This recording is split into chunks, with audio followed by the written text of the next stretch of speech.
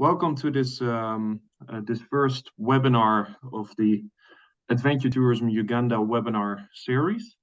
My name is Alexander Bongers. I'm the coordinator of Adventure Tourism Uganda. And today we're going to have, this first webinar, and we're very excited to have this first webinar. It will be the first of 5 webinars that we'll organize until December, and this webinar will cover various topics into adventure tourism. So today we're going to focus on two things. First of all, we're going to have an introduction into what adventure tourism is, and we're also going to discuss Uganda's current adventure tourism offer and its adventure tourism potential. And then secondly, we're also going to discuss how we can do effective trainings in adventure tourism. But before we dive into the content, I would like to first I'm going to explain a bit more about the order of things. So first I'm just going to introduce a few things. Then I'd like to I would like to invite Mr. Bradford Ocheng, the Deputy CEO of UTB, to have some opening remarks. Then we're going to look into what Adventure Tourism Uganda is as a program, before we dive into the actual topic of today, which is exploring what adventure tourism is, how it compares to other kinds of tourism, and also looking at Uganda as an adventure tourism destination, both in its current offer as well as its potential. And then, like I said, we're going to look into how you can organize trainings in the adventure tourism sector, and of course we'll close off. But before we dive into that content, I would like to ask you to keep your microphones muted. We're expecting about 150 people participating in this session, and in order to keep it a bit orderly, I'd like to ask you to keep your microphones muted. However, it will be interactive at times.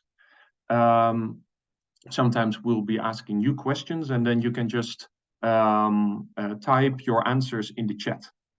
And we'll also ask a few people sometimes to elaborate on their answer, and then you can switch on your microphone. But for now, our request is to just keep your microphone muted. Also, please be aware that we are recording this webinar, and we're going to share it online via the Adventure Tourism Uganda internet website and social media, so that people can also watch it back later on. You can also have a look at it again in case you'd like to re-watch some of the elements of this training. And we'll do the same with the webinars in the future. So in case you cannot make it at one of the webinars in the future, you can also watch it back later on.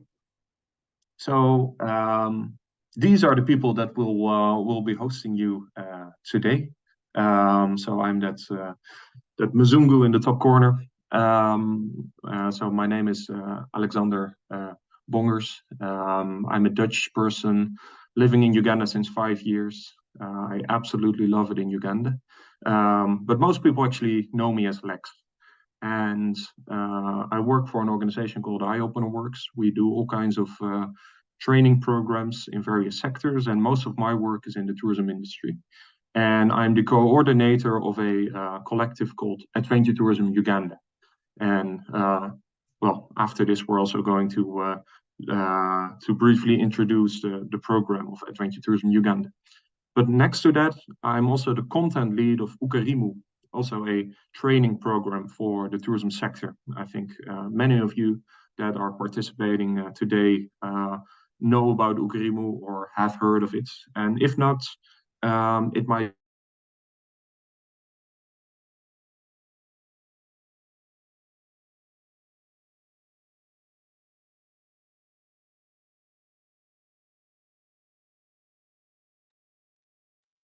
Sorry. I've lost you. Am I the Yes, one? yes. Apologies. I got muted. But now I'm back, I think. Apologies for that. Um, so today I also have a sidekick, which is Adrien Nankunda, one of the best tour guides in Uganda, or at least in my opinion. I love working with her. Later on, she'll also introduce herself a bit more, but she'll be today's sidekick.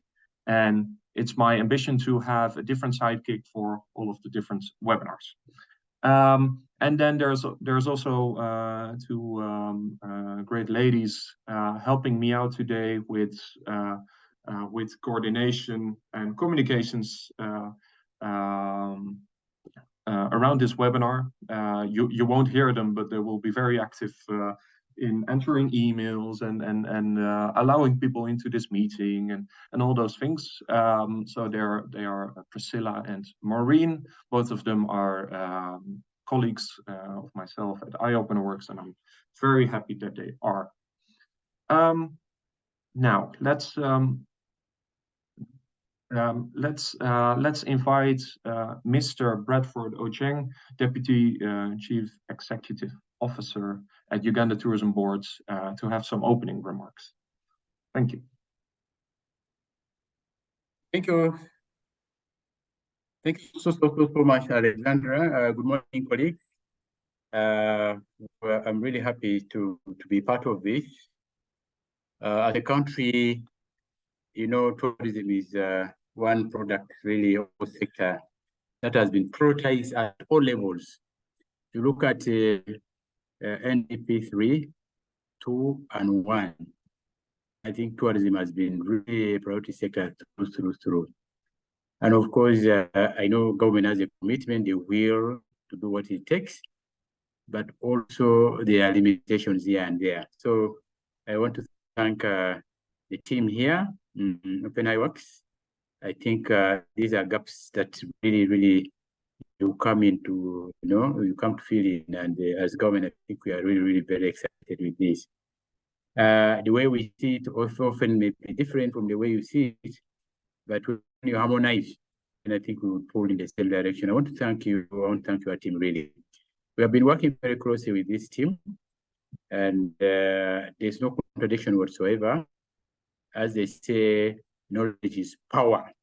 I want you to take time and prioritize this kind of training. Really, you pay for this very handsomely, but now they are bringing this actually into your palm, into your lap, into your PC, which I thought is really very efficient and very cost-effective way really to get trained. I want to thank you.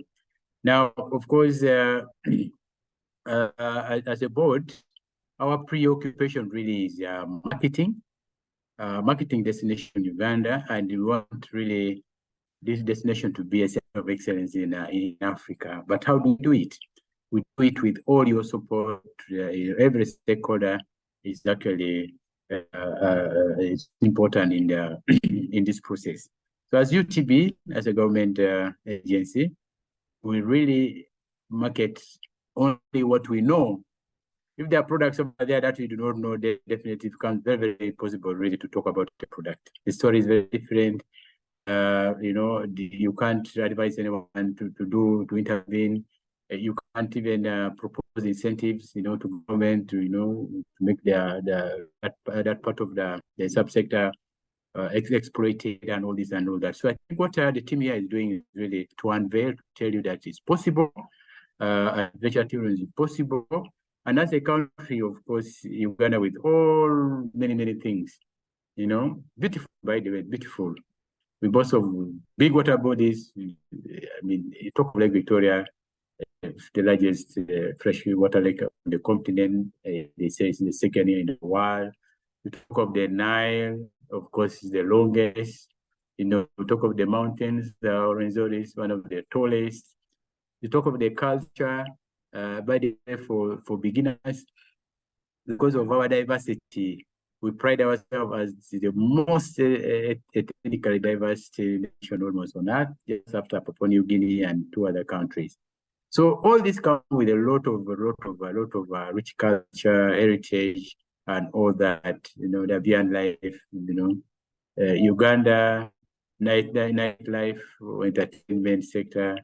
I don't think you can compare with anyone. But unfortunately, you find with all this, currently what we get in terms of revenue, I could say, just a conservative estimate that more than 50% of our revenue comes from wildlife products. The sale of gorilla permits, chimp permits, and all that. Basically, if you take again that, almost 80% of the wildlife again comes from gorilla and the chimp permits, which is quite risky. Quite risky, because these gorillas are limited in scope. They're in one area. It's not everywhere in the country. And these are mountain gorillas. They're very, very rare species, endangered. So you find there's a calamity, then it definitely, all these benefits will disappear just in one go. So we want to take advantage that even if climate is changing, we have human-wildlife conflict, we have all those bad, negative things to the sector. We still think that we need to get more products.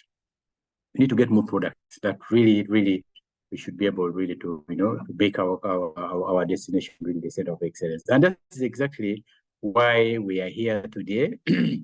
And we believe that with this, if it is well done with our support, definitely is a product that can really meet our country. And we hope you take advantage and really you see exactly how you can intervene. I know there's been very limited government support in this to the private sector in terms of investments, so that it can be attractive enough to lure these private individuals into product development. But of course, we also know the skill gaps are very, very many. If you look at UNDP, I think they identified close to over 700 skill gaps in the sector. 700, quite a lot, whether you're barista, whether name them, many gaps. So we think what the team here is doing is really to demystify this, to say this is possible through knowledge sharing, through interactions and all this. So my call here as UTB is, yes, thank you so much for really picking this as a priority. But we just pray that after the end of the training, definitely we need to get money out of this. We need to get money out of this. As UTB, definitely not money directly, but when you have a product that we are proud to say, yes, adventure, we are here. I mean, it should be something that we are able to touch, feel with all our senses, and then be proud to market. Mr. Alexander, I want to thank you again for this initiative. As UTB, we want to commit that we will be part of this. We don't think that we know everything. We also want to learn.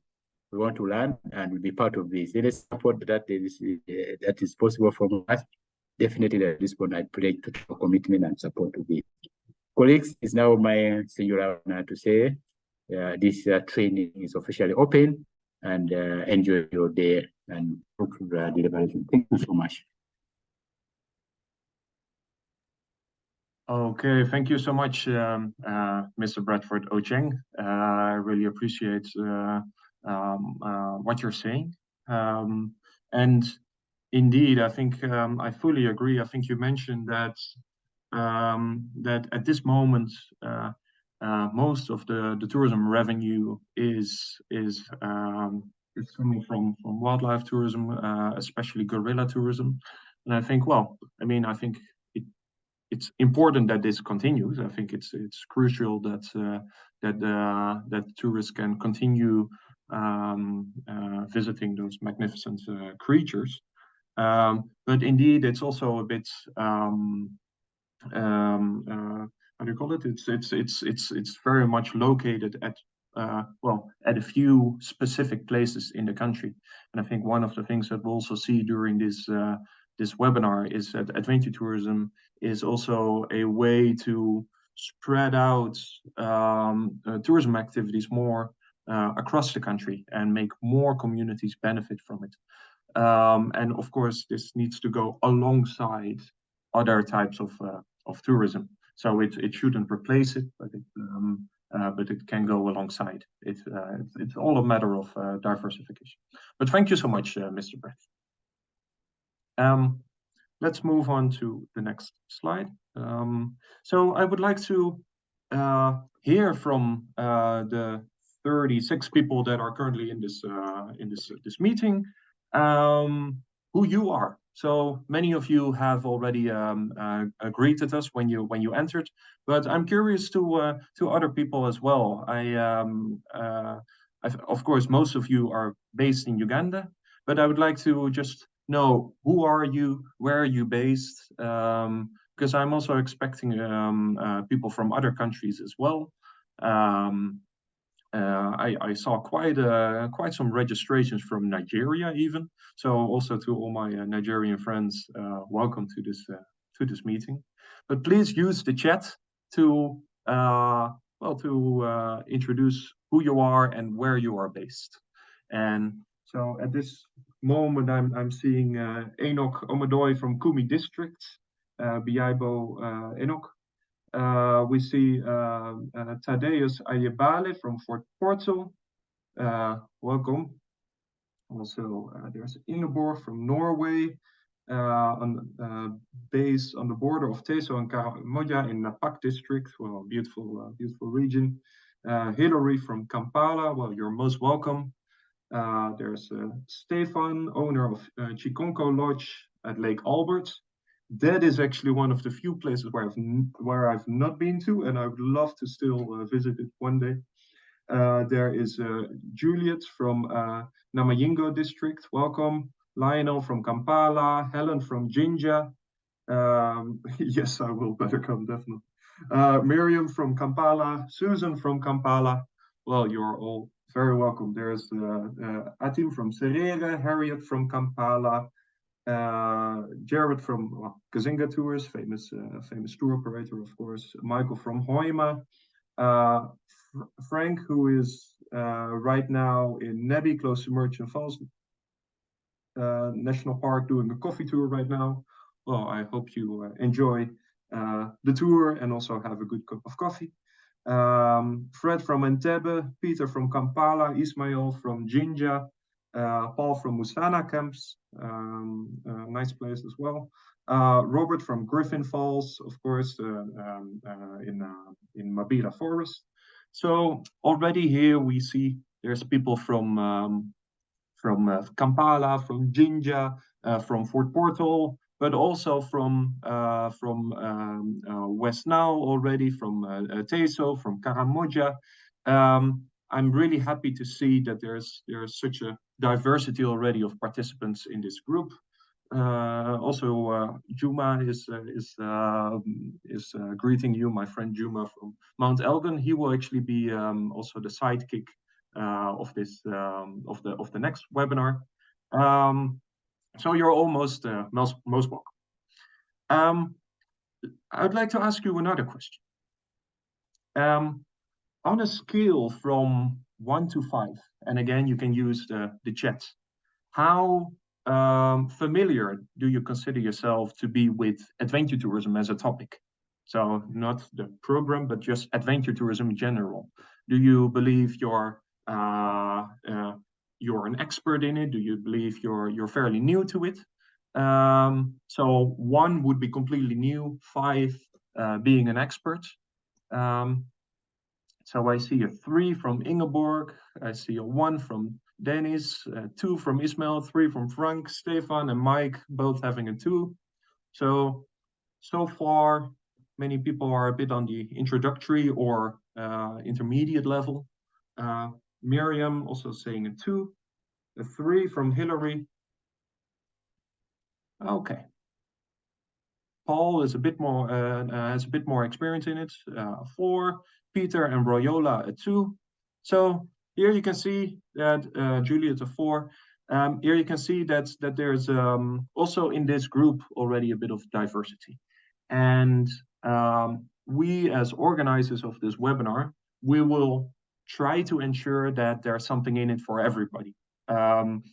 But it will, of course, be a bit difficult to sort of balance this and make sure that that it has enough depth to please everyone, but on the other hand, it not being too complicated. And so today it's just an introduction into the topic, but still, I hope we can share something exciting with or interesting with all of you. Another question. So please again use the chat to answer this. What is the biggest adventure you have ever been on? Could be in Uganda, could be outside. Yeah, I'm just curious to hear more about it. So again, you can just use the chat, and I will try to read it out loud for everybody. So, what is the biggest adventure you have ever been on? Cycling with you, Lex. Thank you, Frank. I'm going to share a bit more about that later on, but I appreciate your answer. The zip line from Robert. Yes, I think that would be in Mabira, right? So near Griffin Falls, where somebody else came from.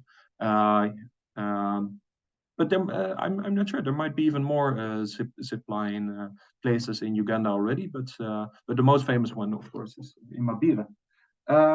Rafting, yeah, no, that's spectacular.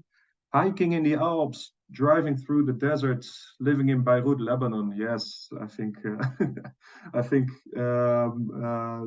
well, that is definitely an adventure. Lebanon is a beautiful country. Cycling 380 kilometers across southern Norway with a 12-year-old. Oh yes. I've never been to Norway actually, but I'd love to do that one day. And it's a beautiful country, that's for sure. Water rafting and cycling from Miriam. Hiking in Magainga. Oh yes, such a beautiful mountain, beautiful national park as well, of course, with the gorillas on the border with Rwanda. Upseiling. That's my friend Saleh. I think Saleh is based in Sipi and in Mbale.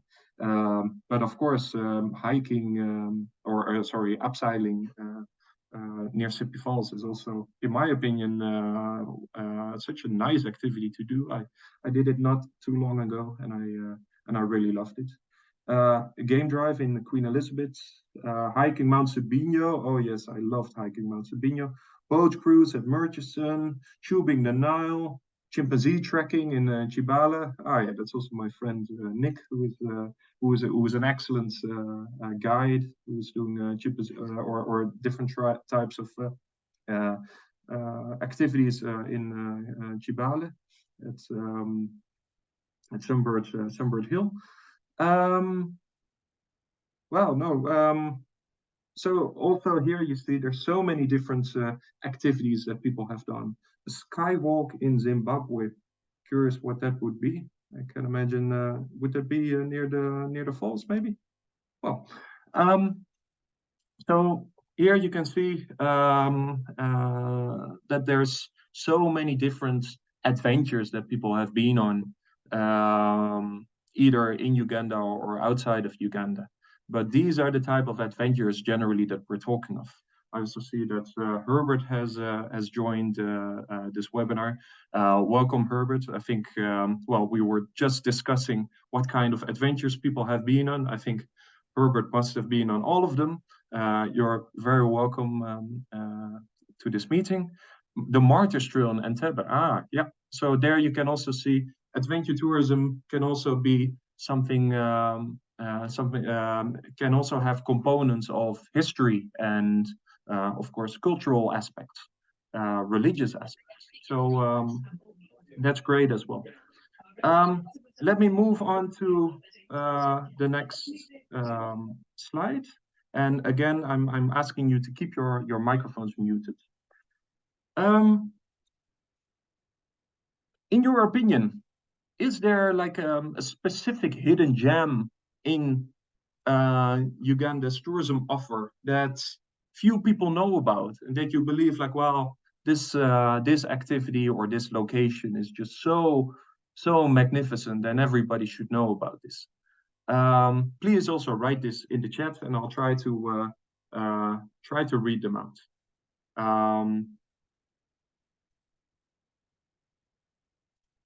So any hidden gems? Of course, Uganda being the pearl of Africa, has so much to offer, but there are specific hidden gems in Uganda that you believe like, well, it just deserves a bit more recognition maybe. Miriam saying the Karamoja region. Oh yes. Lake Mutanda. Oh, in my opinion, it's probably the most beautiful lake of Uganda. I've been there many times. I love it. A Wafa Cultural Village.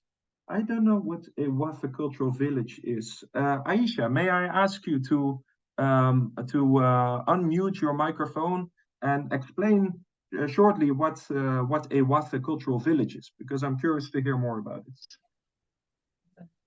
Hi, Alex. Hi, Aisha. Good morning, everyone. My name is Aisha Nawanika, and I'm the CEO and the founder of the Wafe Cultural Village. It is an ecotourism culture center located in Nagalama Mukono, and we offer culture tours.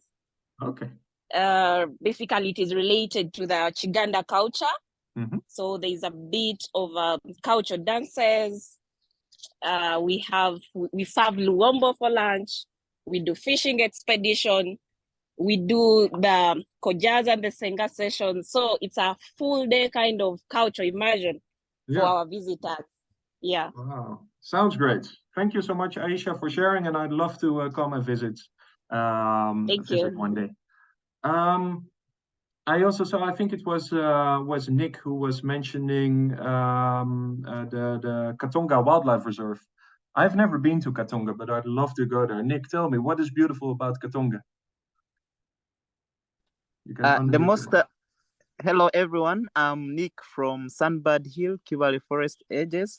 So the most unique thing about Katonga Wildlife Reserve is the tatungas. I can say it is 50% to see them, as well as we do bird population monitoring, we have found some unique bird species like the rufous-billed heron. So there is a lot to see when you're there, as well as the view for the swamp. It's very amazing. Thank you. Thank you so much, Nick. Okay, let me just read out a few more. Let me see. There were boat cruises on Lake Albert on the way to Adjumani. Imbalu cultural experience, Bamasaba. So of course. So that would be in the Mbale region, or the larger Masaba region. Alpine gardens in the Ranzoris, Olebia cultural forest and the cultural water. That is new to me. Elgin and culture, yes, of course. Birding in Teso, yes, I love that. I think Teso is in general, as a whole region, has tourism potential that many people don't know about, and I would love to see that becoming more popular. Agrotourism is not being explored. Yes, agrotourism has a lot of potential in Uganda. We're also going to look a bit more into agriculture, agrotourism later on in this series. And I'm curious to hear more about that. Boat cruises on Lake Albert, several magnificent waterfalls in the Ranzoris.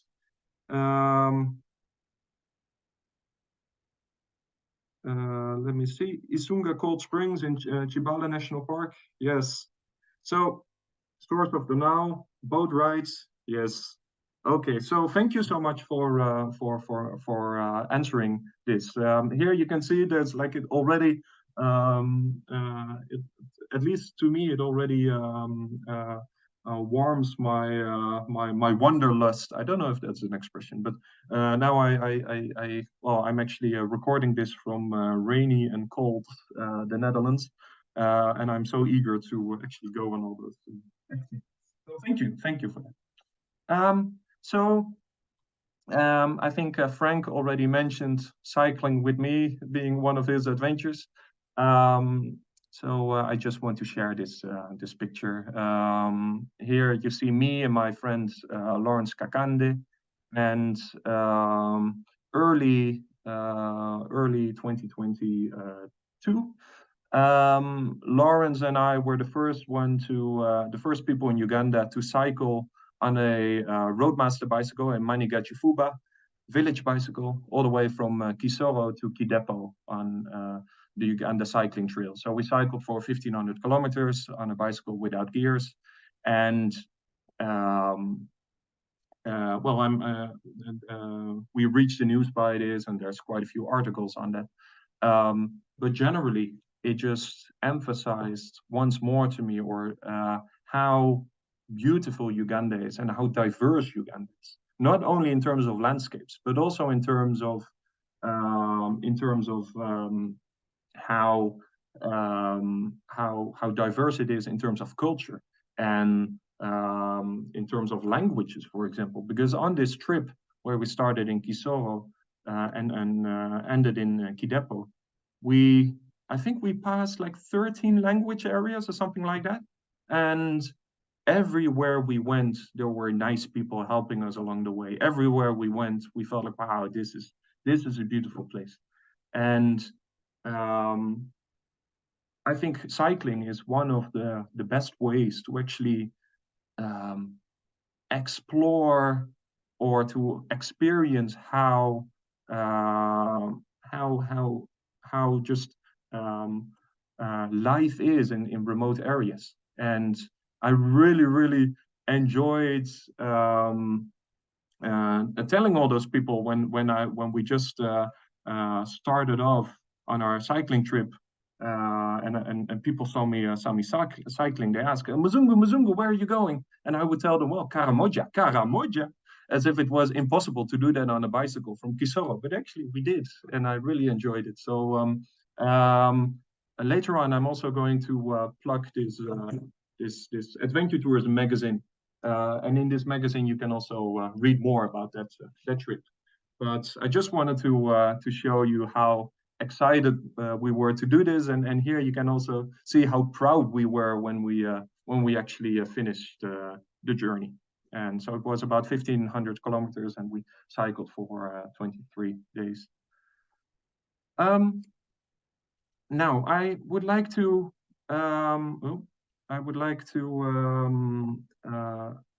show you this video about the Adventure Tourism Uganda project, just as an introduction.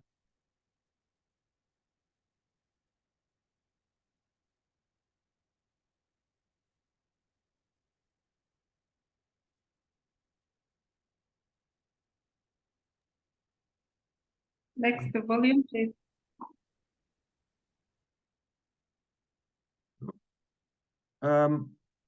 Sorry, I think I realized I didn't click on including the video sound. Sorry, let me just see how I can still do that. Apologies. Sorry, where do I do that? So here you can see this. Hosting a webinar is also an adventure for me. It's the first time I'm doing this. Where do I do this?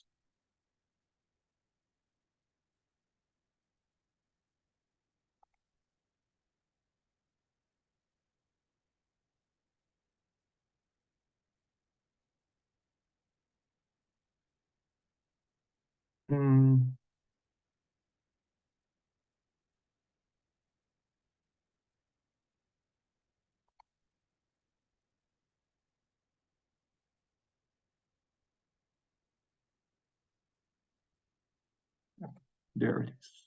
Okay, and share. Now I think you should hear the sound. Please tell me if you don't. Initially, we used to rely on wildlife safaris. The tourists are coming to see the animals and that's it. But over the years, we have seen the trends changing. People are looking for something new. They are looking for cultural experience to taste the food.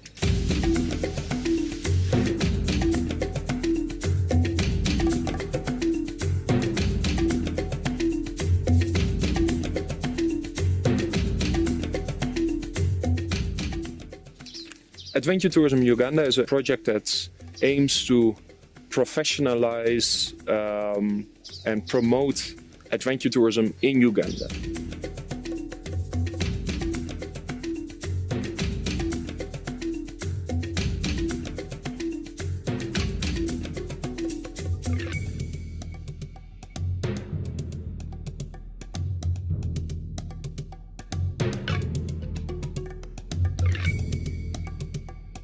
We've developed new trails, new products in areas like Mount Elgon, Karamoja that were relatively unknown. The Uganda Cycling Trail by itself is already promoting Uganda as a cycling destination, but also our product, the Warrior Noma Trail, to really give people, I think, the tools and the itinerary, the visual aspects to sell also and better sell adventure in Uganda.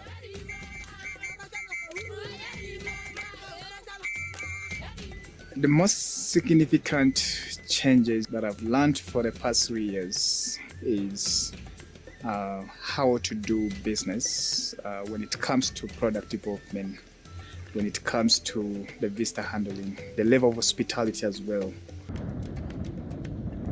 I learned how to do better trails and better routes, and I learned how to become so much decisive, making decisions on a trip.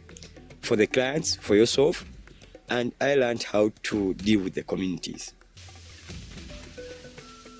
Before we were not insured, and when we had these trainings with adventure tourism, there were lots of changes in our products. So we were actually taught, and we were learned in most of these things in this field of the first aid kit and the insurance policy.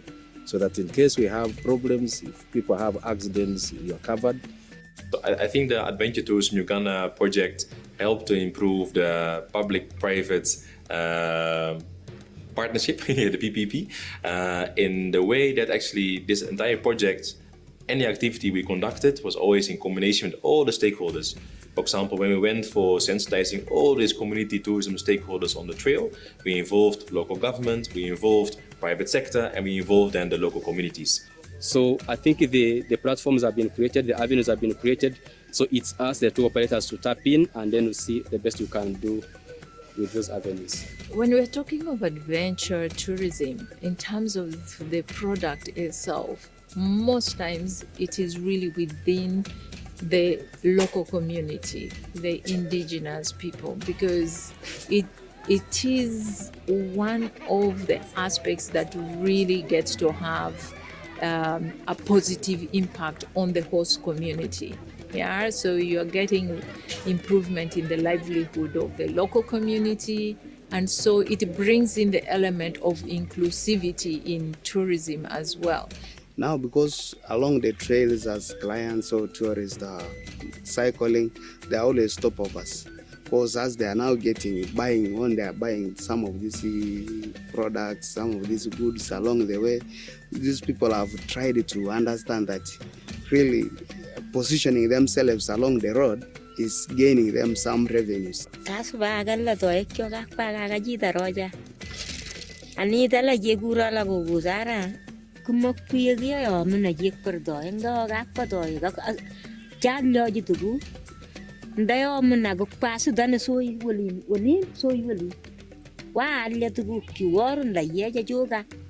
So far, my community have embraced the idea of tourism. If you compared way back, people were they would just come, stay in the lodge, hike a bit, then they go back without even reaching out to the community people. So with this, we have also changed the narrative of it. So with adventure tourism, we are looking at the sustainable part, or things that are more sustainable, both social and environmental wise.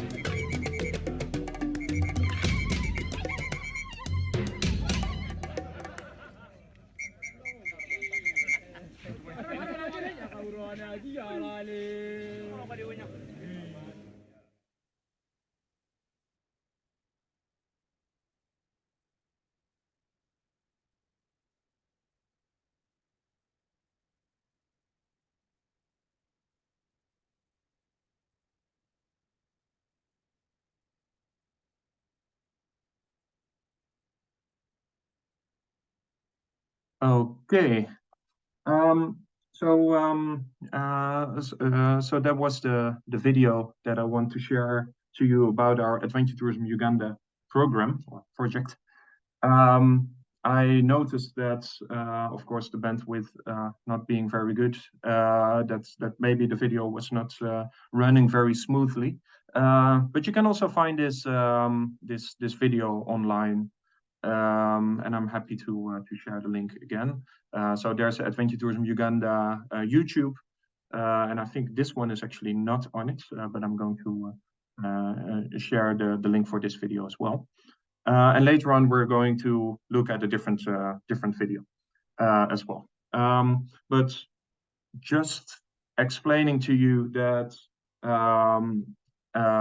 Adventure Tourism Uganda is the program that I'm coordinating myself, and so it's not an association. It's just a program that aims and that consists of a consortium of tourism companies in Uganda that join hands to further professionalize adventure tourism in Uganda. And those companies, they invest money and time in product development, capacity building, and marketing.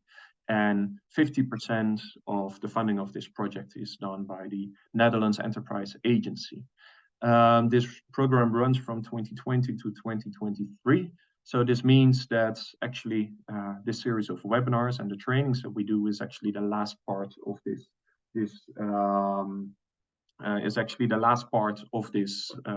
program, or at least in its current form. So how the future is going to look like is still a bit unsure, but as a consortium, we are very much interested in continuing to help develop adventure tourism in Uganda, and we're also happy to collaborate.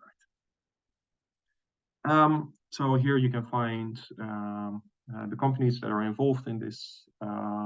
So Red Dirt Uganda, a mountain bike company, Home of Friends Guest House in Kapchorwa, which is also one of the initiators of Run Kapchorwa, a initiative to promote running tourism in, of course, the land of the champions, where Cheptegei and Kiprotich and all those great athletes come from. Bergwandelen.com, which is actually a Dutch word for mountainhiking.com. And they are involved in training hiking guides in the Rwenzori, in Elgin, in various, also in Karamoja. Karatunga, I think most of you will know what Karatunga is. It's a sustainable tourism promoter and tour operator in Moroto, but it's doing activities all around Karamoja. Matoko Tours, of course, being one of the leading tour operators in Uganda, and they're also very keen on helping to develop tourism in Uganda in a more inclusive and sustainable way. UG Motorbike, a motorcycling company, and iOpener Works, and that is the organization where I work for myself, which is a training agency that aims to make training in tourism, but also in other kinds of sectors, more active and more relevant. And next to trainings, iOpener Works actually does quite a number of things as well. I would like to introduce Adrien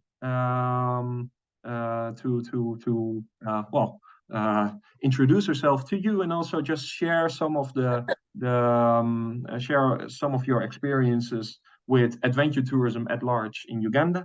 Of course, we also saw Adrien in the beginning of the video, but Adrien, you're most welcome. Hello, everyone. Hi, good morning. Hello, everyone. Hello, Adrien. How are you? Hi. Hello, Adrien. Thank you. Hello, Adrien. Good morning, everyone, and thank you for joining us today. Once again, my name is Adrien, and I am a freelance tourist guide.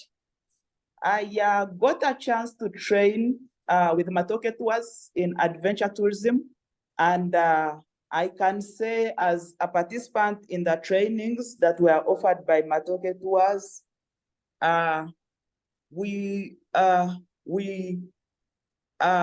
gained a lot as far as project knowledge in adventure tourism is concerned, because most of the trainings were practical. We physically engaged in adventure activities like hiking Mountain Gahinga, hiking Mountain Moroto. We did rafting, abseiling, and all other activities. And these were very good. We gained a lot, and while guiding our tourists, we give them information, right-hand information. Whenever they are going to start to do these activities, we brief them very well. We advise them very well on what to carry, how to dress up, and what to expect. In my view, adventure tourism in Uganda is one big opportunity, which I feel everyone should embrace. Adventure tourism can be done from anywhere. We have a lot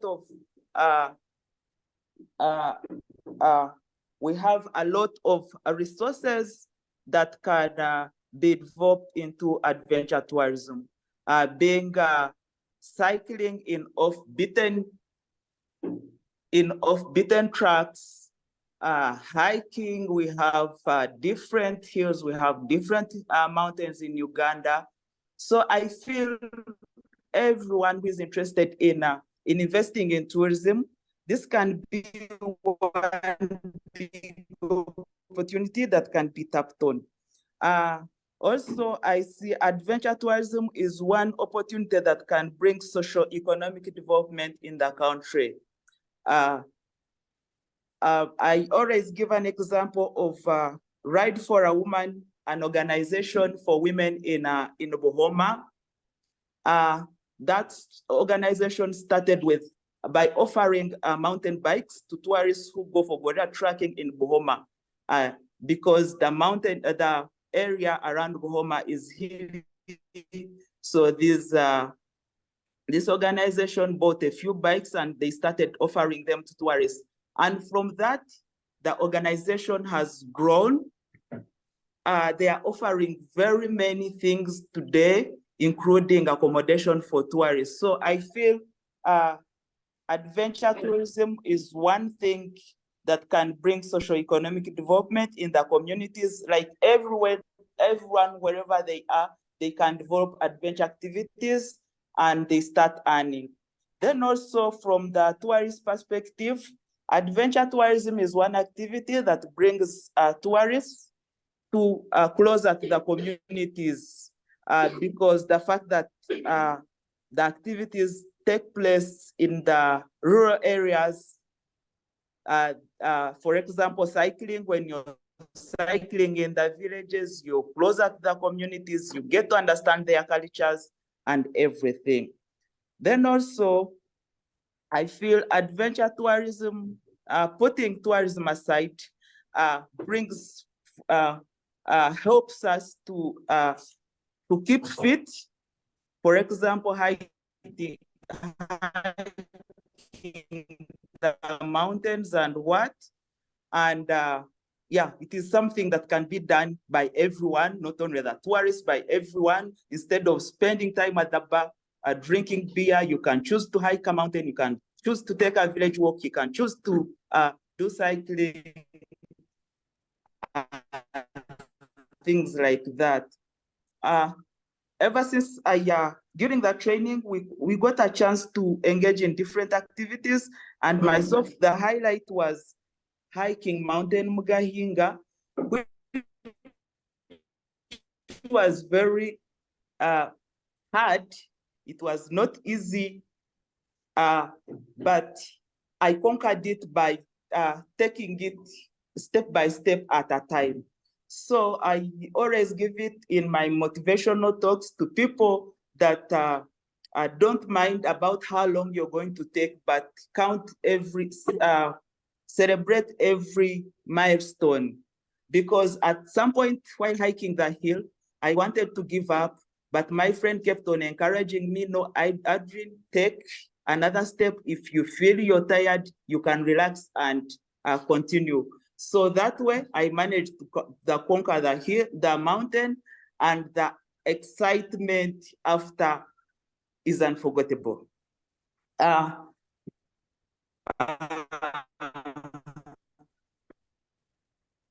Lastly, like I said, everyone has an opportunity to invest in adventure tourism. It can be done anywhere. There are different kind of adventure. Yeah, you just have to learn which one you want, which one is fit for your area, and you start. Then also, I had forgotten adventure tourism is an opportunity also for Uganda to diversify the tourism products we offer. You find that most of the tour operators in Uganda, they are offering same kind of activities. It is same circuits, same activities they offer. So I feel if adventure tourism, if it is well developed, then the activities can be diversified, and tour operators can have a variety of activities to offer to their clients, depending on the suitability of the clients. And this also will help them in beating the competition, because they always offer the same activities. So these adventure activities will give a competitive advantage. Thank you very much, Lex. Thank you, Lex, very much for offering me this opportunity to share my experience, first of all, and my views about adventure tourism. And we are looking forward to these trainings, the webinars. I encourage everyone to try and be around, try and attend these these trainings. Your life will not stay the same. Thank you very much, and over to you back, Lex. Okay, thank you so much, Adrien. Good to have you around again. I always appreciate working with Adrien a lot.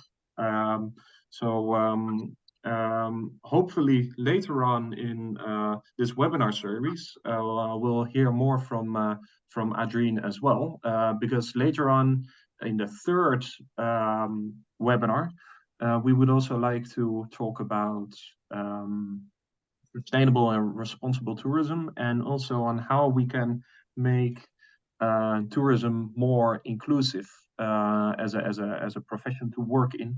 And Adrien has also done a lot of work in training female guides in becoming a great guide. And even though guiding at present is a bit of a male-dominated profession in Uganda, but there are things that we can do to make it more inclusive towards women as well. And I think Adrien and Matokatu have done great things in that regard. And later on in this webinar series, we'll hear more about that. But for now, Adrien, you're very welcome. Just throughout this webinar, just share any of your opinions whenever you feel like it. Okay. Thank you so much. Now let's. You're welcome. Okay. So again, let's use the chat, and I'd like to ask you, what comes to mind when you think of adventure tourism? Just how would you, what kind of activities, what kind of locations, can you give a definition of what it is? Just mention what is it that comes to mind when you think of adventure tourism? And again, use the chat, please.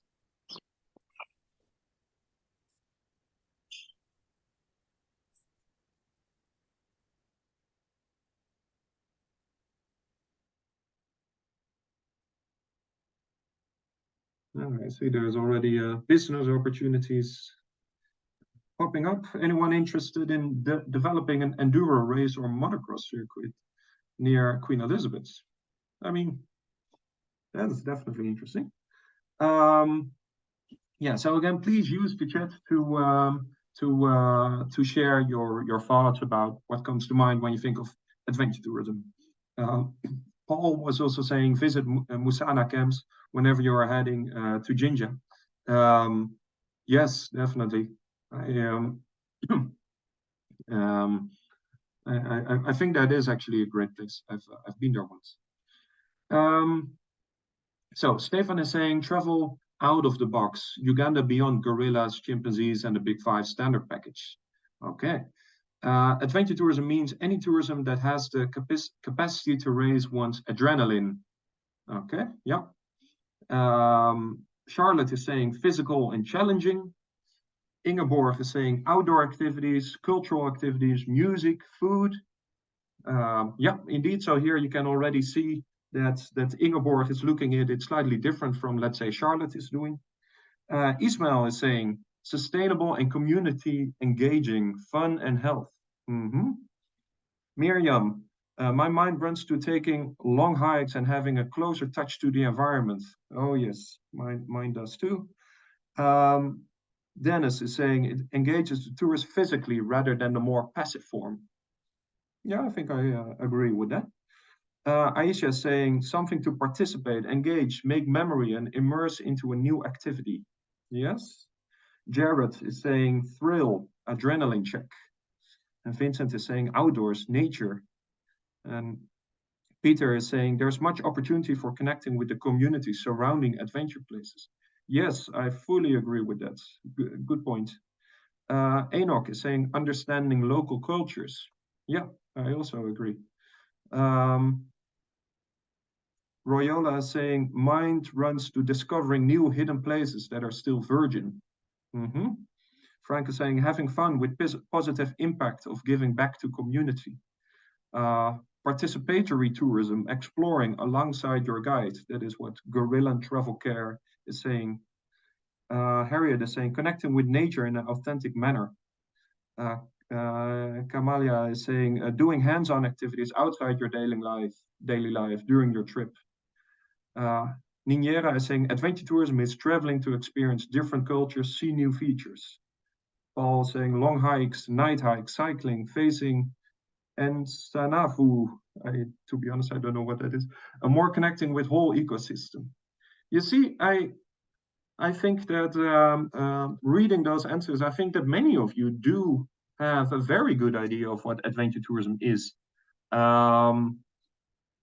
Because I think in the end, it's sort of a mix of all the things that you're sharing already. So let's move on. Because I mean, if we let's think of whether we can define what adventure tourism is.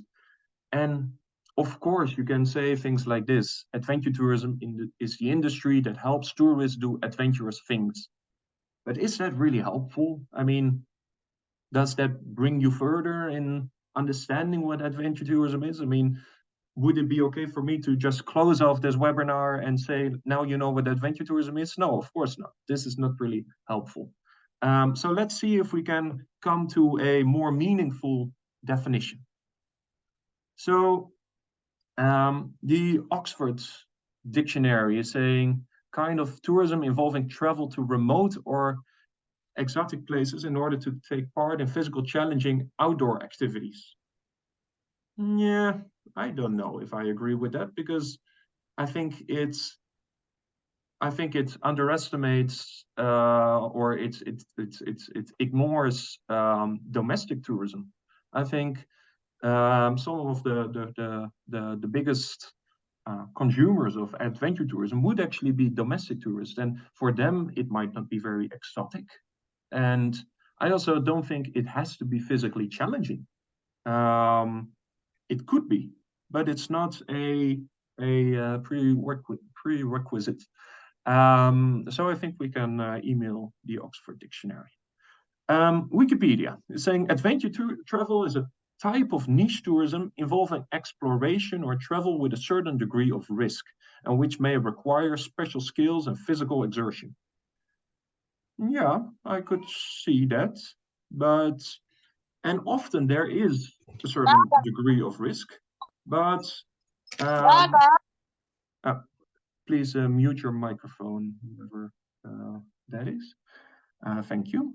But indeed, often there is a bit of a degree of risk in terms of getting lost or having like a physical challenge, but it's not always the case. Okay, let me mute everyone. Okay, so CBI, a institution that does a lot of training as well, and you can let me again mute. Okay, please everyone mute your microphone unless I ask you to. Thank you so much. So CBI is saying adventure tourism is a tourism trip that includes at least two of the following three elements: physical activity, natural environments, and cultural immersion. It often involves risk and some skill from the tourist. Yeah, to me this could work. And I think that adventure tourism doesn't really have one clear definition. It's because it can mean different things to different people. I think if you ask some of the rafting people near Bujagali or Jinja, they would probably define adventure tourism as quite different from how somebody with a cultural tourism activity in Karamoja would define it. But just for the purpose of this program, and maybe for the purpose of this webinar, I also try to come up with a definition myself. And again, you may disagree with it, it's all fine, but this is just how we look at this. And that would be this one. So adventure tourism is the type of tourism that satisfies the tourist's need for adventure by exposing them to a physical and mental challenge, and that respects the nature and social environment in which it is taking place. Again, you could say that, for example, a culinary tour might not really expose you to a physical challenge, but generally, I think this would work for most adventure tourism activities. And for me, the second part is important. It needs to respect the natural and social environment. For me, that would be important. But of course, you can also think of something that would be very disrespectful to the environment and to the local community, and still you could think of it as adventure tourism. But for me, I would like to focus on these kinds of adventure tourism.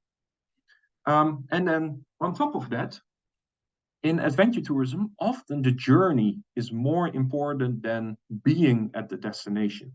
So for that cycling trip that we did, the mode of transport and just the whole idea of the cycling itself and just being on this adventure is so much more important than actually being at the destination, because that actually meant that it was sort of over.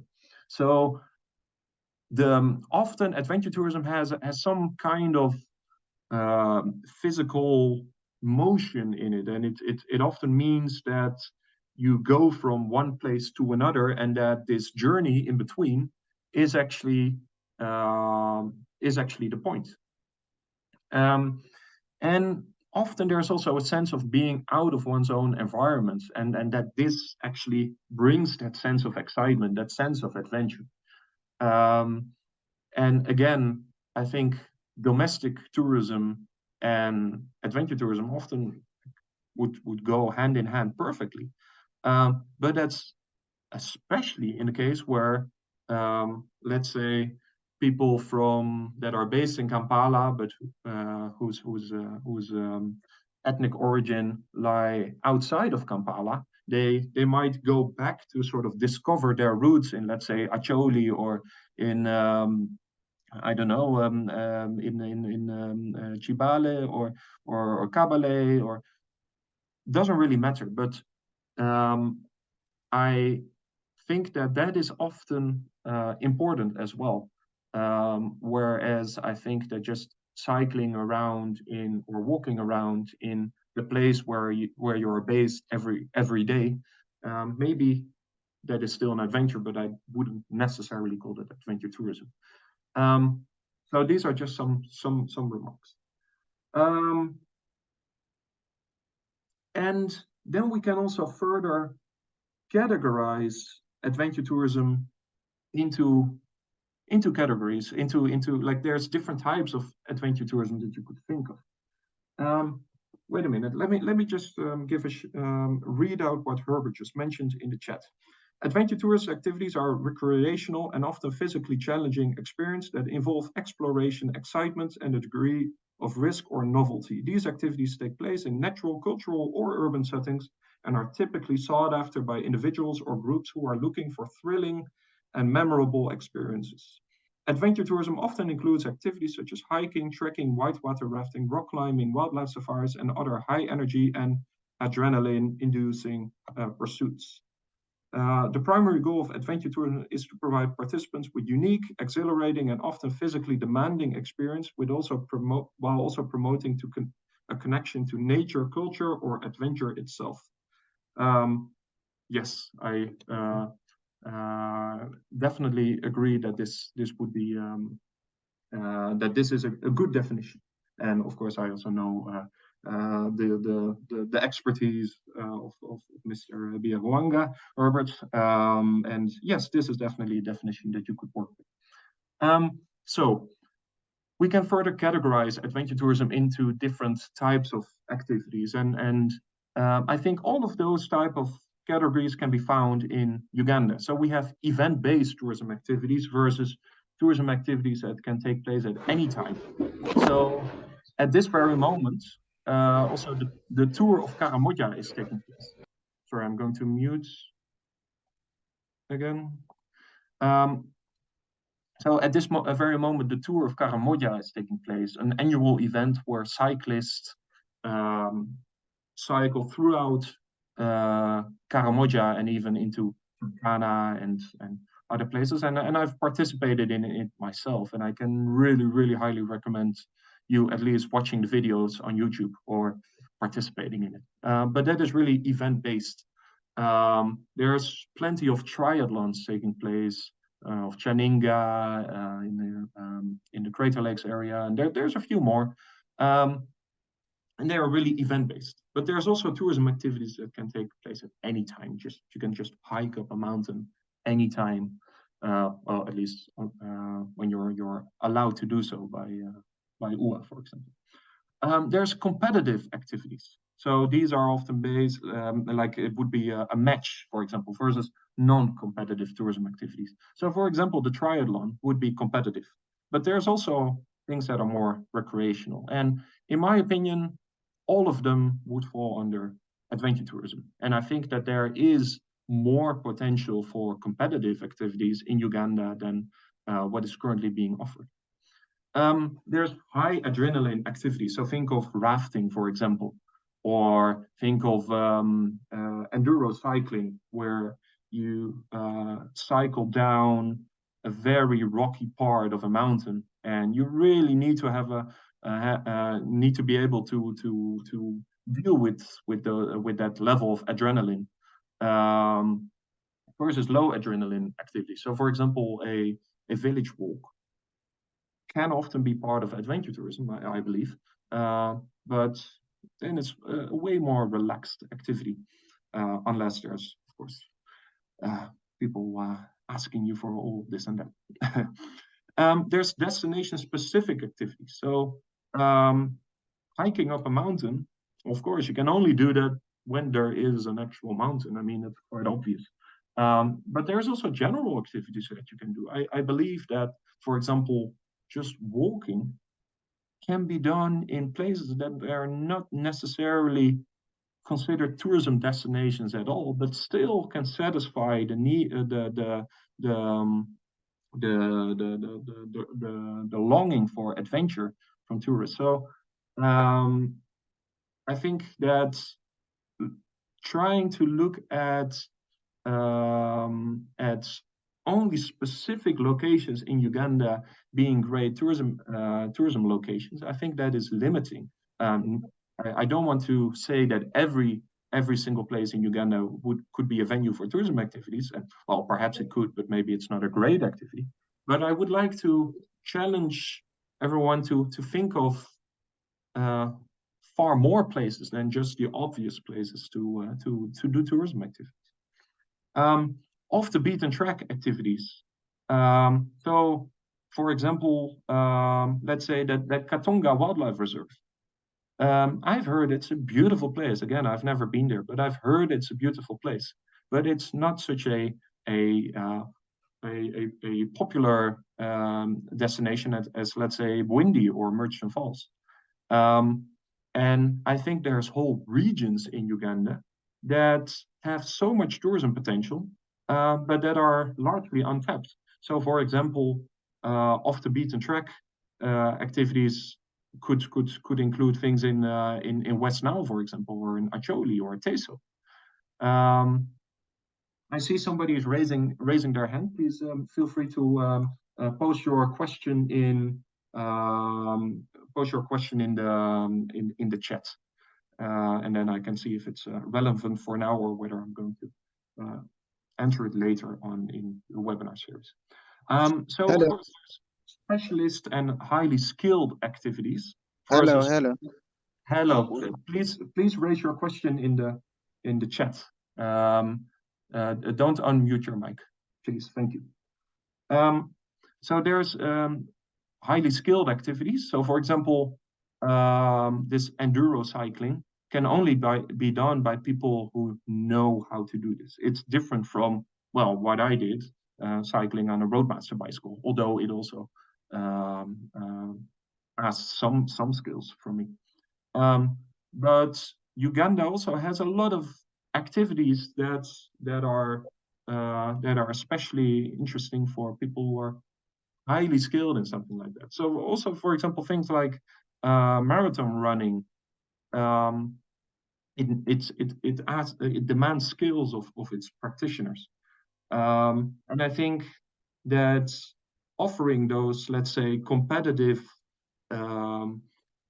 tourism activities that are event-based and that require a lot of skills from its participants. These are specific niches that actually have a lot of potential to grow. And of course, it won't be open to anyone, but still, I think in Uganda there is more opportunity to work in those things. But it also, of course, means that you as a activity provider also need to understand what it is. Also, you need to have some skills yourself to be able to execute those activities, of course. And there's also muscle-powered activities versus fuel-driven activities. So, for example, motorcycles or car races, of course, they are fuel-driven. I mean, you need to use some muscles to power the steering wheel, but it's largely fuel-driven. Whereas there's also muscle-powered activities, such as the Roadmaster bicycle trip that I did. So I just wanted to point out these different distinctions, and I think you can all come up with more examples.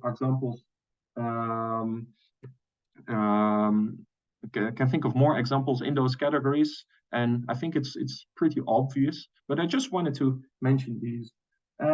So someone is saying, a source of the Nile can be ranked in adventure tourism. Well, it depends on what you do. The location itself is a location, it's a destination, but there's so many things that are done at the source of the Nile that are part of adventure tourism. Yes, of course. So I think there's walking tours, there is rafting, there are often there's also cultural activities taking place there. And I think that can all be part of an adventure tourism itinerary or activity or product at that destination. Moving on. So a question again to all of you, and please answer this in the chat. Would you consider a gorilla trekking in Windy or Magenga National Park? Would you consider that an adventure tourism activity? And yeah, also why? So 3 people are saying yes already.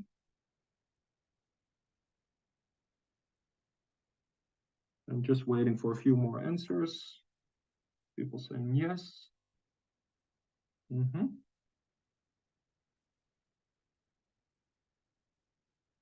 I'm curious to see whether there's also people who say no.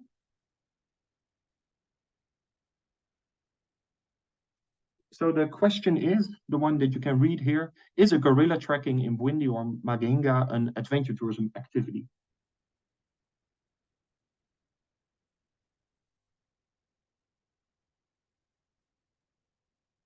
Yeah.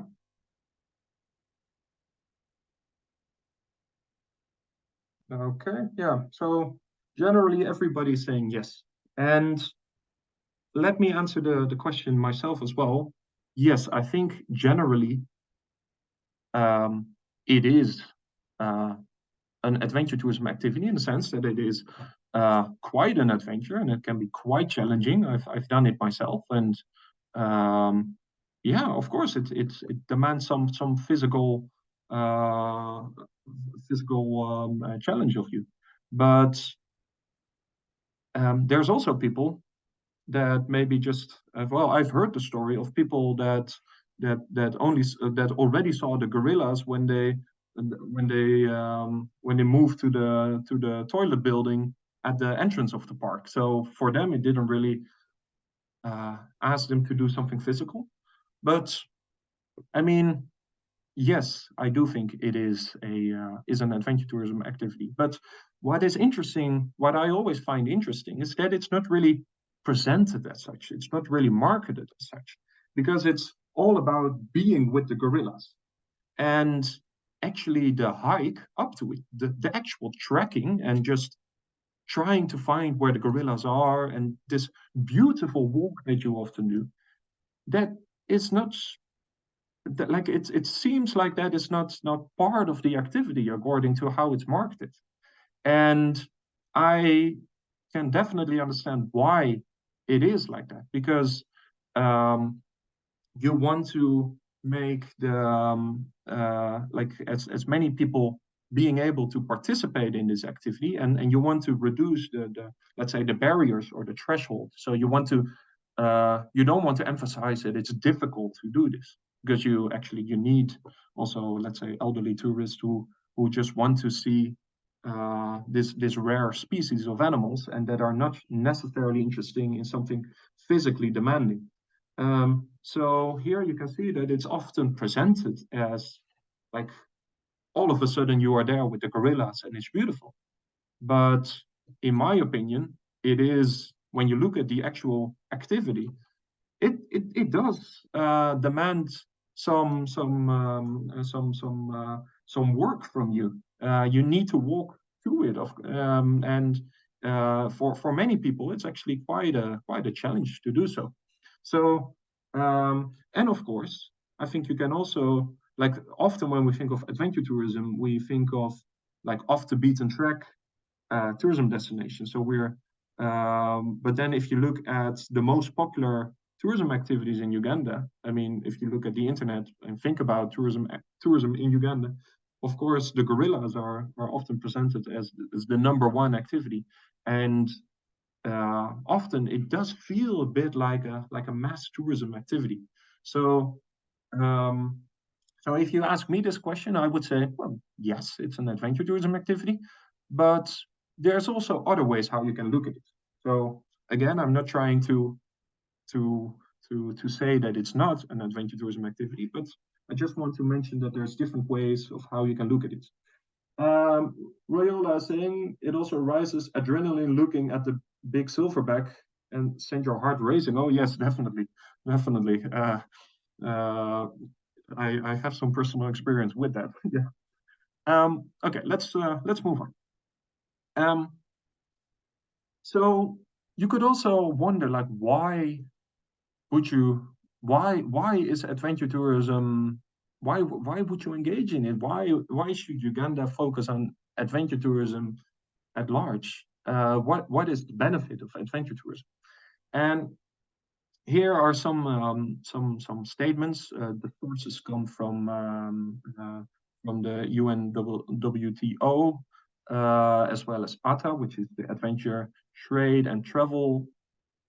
No, the Adventure Travel Trade Association. Sorry, and it says that adventure tourism is generally the quickest growing tourism niche worldwide. I don't know if that is that even this year it's the case, but over the past, let's say, 10 years, adventure tourism is the quickest growing tourism niche worldwide. But maybe more importantly is that it has a lot of trickle down effects to local communities. And the reason for that is that it often takes place in, let's say, remote locations where you need to have local guides being involved. And also, for example, you would often buy things in the local shops and work with local cultural groups, etc. So I think all around the world, you often see community-based tourism activities taking place, and what they offer is often a physical challenge like a walk or a hike, combined with cultural tourism activities. And so later on in this webinar series, we're going to look at cultural tourism activities as well. What we also saw is that after the COVID-19 pandemic, one of the first sectors to recover was adventure tourism.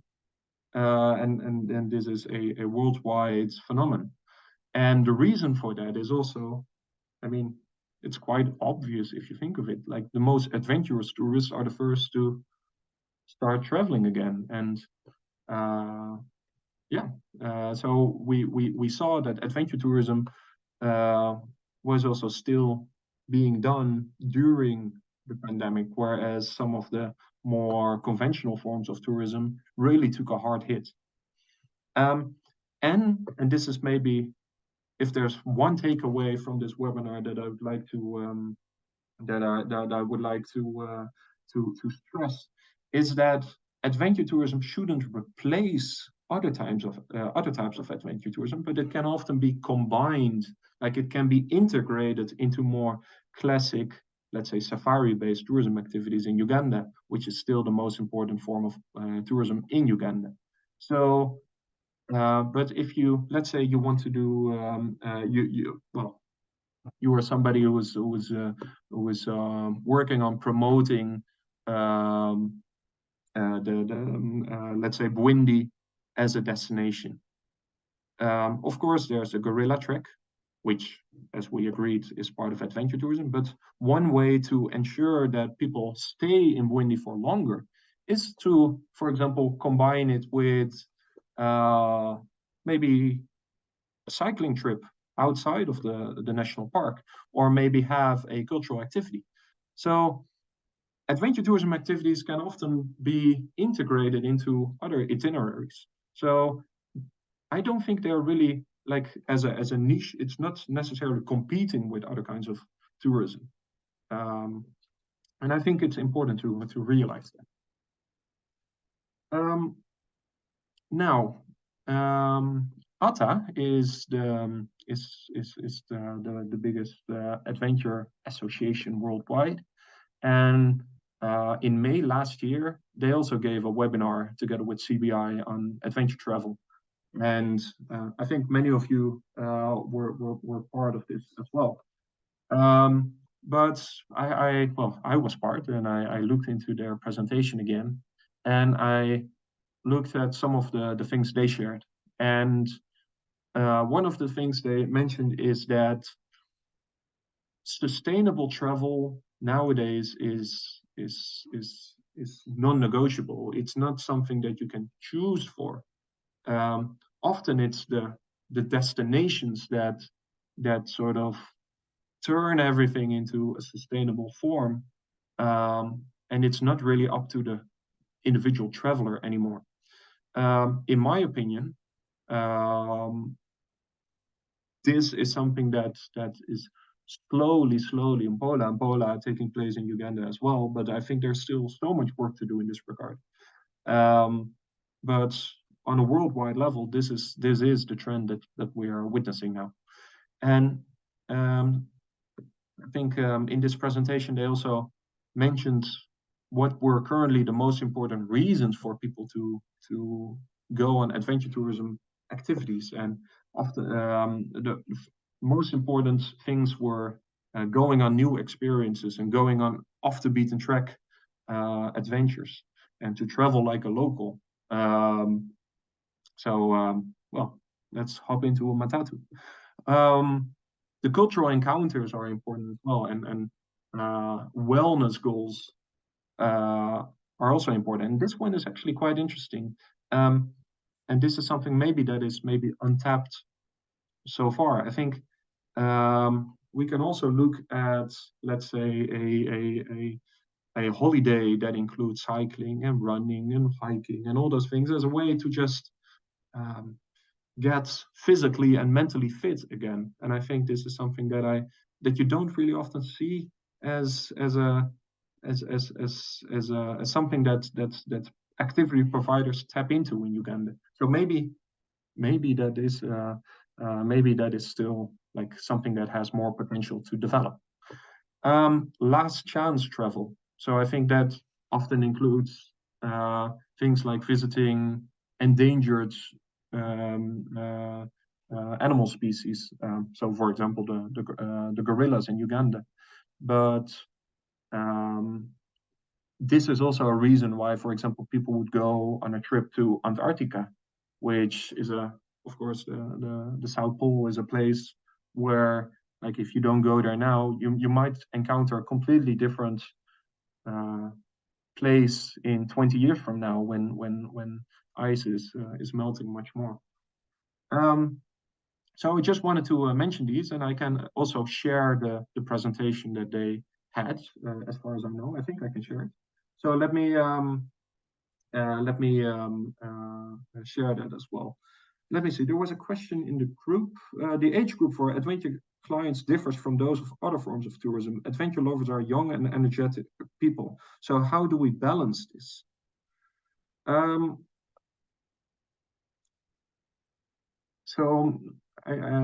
do we balance this? I think, if I'm correct, what you're trying to ask is, how do we play into this? How do we play into the fact that they are people that are a bit more younger and a bit more energetic?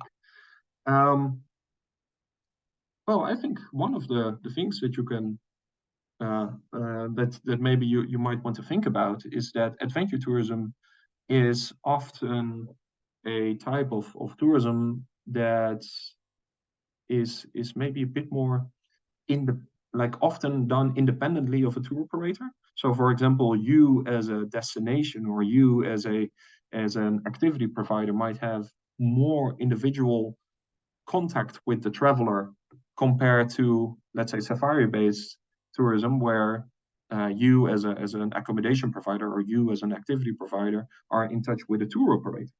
And actually, I do think there's a lot of potential for tour operators to work with adventure tourism as well. But I think that this relationship is is maybe less obvious. And I think as an adventure tourism activity provider, it is crucial, for example, to have your digital marketing in place, because many adventure tourists are indeed younger and they are maybe a bit more conversant on exploring the different options on the internet or on social media. So, and of course, adventure tourism is also a kind of tourism that often has a lot of spectacular photos and videos, and there's so much content to develop in adventure tourism, and I think if you are not really visible online, it might be quite hard to have this direct relationship with travelers. So I hope that does answer some of your points, or maybe it helps you to think about this. And I would also like to stress that in the last webinar, so that's the webinar on Thursday, the 14th of December, we're also going to look into how to package adventure tourism and how to market it and how to develop those products so that they are as interesting as possible to travelers. Now, let me move on. Uganda's adventure tourism potential is huge. It really is huge, and I think there are different reasons why, and later on we're going to look into the different reasons why. But I just want to prove this point by showing you another video, and maybe some of you have seen this video as well because we also showed it before at our expo last year. But let me show this video that shows the potential for adventure tourism in Uganda.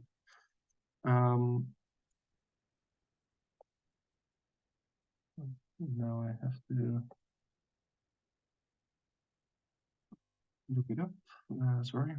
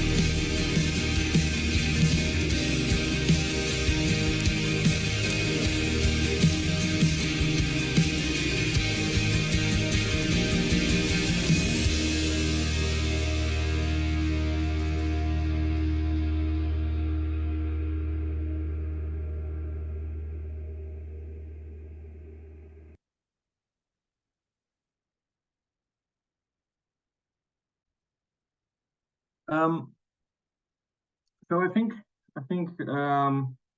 you'll all agree that this shows how much potential adventure tourism in Uganda has and how much Uganda really has to offer.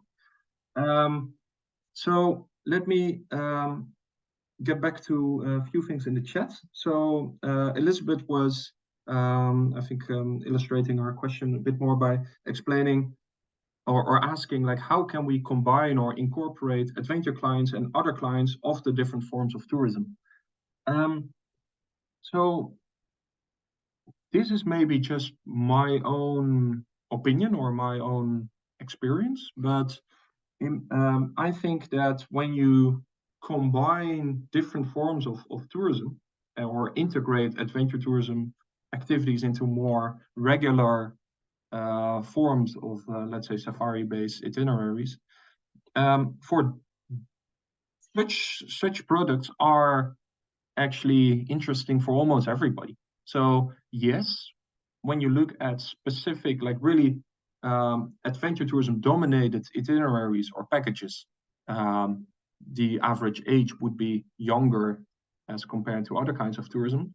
But if you have like more of those mixed type of itineraries, I think in those cases, also more the, let's say, an older target group would be interested in that as well. So I think it's also a matter of understanding what it is that your clients or your target audience really wants in their adventure tourism itinerary, in their tourism itinerary. And I think that is also just a matter of asking and having this conversation. So that is just one of the points I'd like to stress. Herbert has mentioned some of the challenges that we need to think of as adventure tourism promoters. Thank you so much for this, Herbert. And I am going to save this comment, and I'm going to look a bit more into them and hope to use them in the next webinar as a way to explore, especially preparation in the adventure tourism industry. Thank you so much for that. Now, let's just have a look again at. So I think that we are here with mostly with people that are either Ugandan themselves, are working in Uganda, or have some experiences with Uganda as an adventure, as a tourism destination. But there might also be people that have never been to Uganda, and there might also be people in this group that know a lot about tourism in Uganda, but don't really know much about adventure tourism in Uganda. So let me just briefly mention a few things that I think are really interesting things, and of course in the chat you can still add more things if you like. So on this map, the national parks of Uganda are located, as well as some of the wildlife reserves, and some of the major towns and cities. And I think that a typical itinerary like that is probably the most popular in Uganda is the southwestern route. So you would have maybe like a 2-week round trip around, or often in this direction, going through southwestern Uganda. So it includes Lake Mburo, maybe Lake Bunyonyi, Bwindi, and then going to Queen. And of course, it's very tragic what has happened in Queen lately. In this itinerary, it often includes a gym track in Jibale, and then you would either go back to Entebbe or Kampala, or Murchison Falls would often be added. So that's that typical southwestern loop. Now, in that southwestern loop, there are so many adventure tourism activities already that maybe would be great to include in those itineraries as well, and also as standalone products. So, for example, Adrien had mentioned climbing the mountains of Magahinga. Also, somebody mentioned Subinho. These are mountains that are like things that you can just climb in a day. It's not like the long trip that you have to do, the long trek up to the top of the Ranjori Mountains. No, it's fairly doable within a day, and well, I mean, I've done it myself. I loved it, but also this whole lakes area in that Kigezi area, Bunyonyi, Mutanda, and there's also a few smaller lakes as well. They're great for cycling, for hiking, and of course now I haven't even mentioned the whole Ankola area. I think in the whole Ankola area there's already quite a few cultural activities taking place, but also that hilly landscape is also ideal for example, cycling. And of course, around Lake Mburo, there's various cycling activities taking place, also hikes, walking safaris, but both in and around the national park. But I think it has potential to grow even more. And I mean, I remember the first time when I actually saw an Ankola cow. Wow, I was so impressed. Now, also around Queen Elizabeth, there's more potential for adventure tourism than you might think, and also around Semliki, for example. Those areas are also great for cycling. There's the Chambura Gorge, that is, in my opinion, one of the most beautiful places around the country. But what I don't understand is that the trek in the Chambura Gorge is only marketed as a chimp trek, as well, you want to see the chimps and that's it. But that whole walk is so incredibly beautiful. And I think that even if you don't see the chimps, it's still incredibly beautiful. And I don't really understand why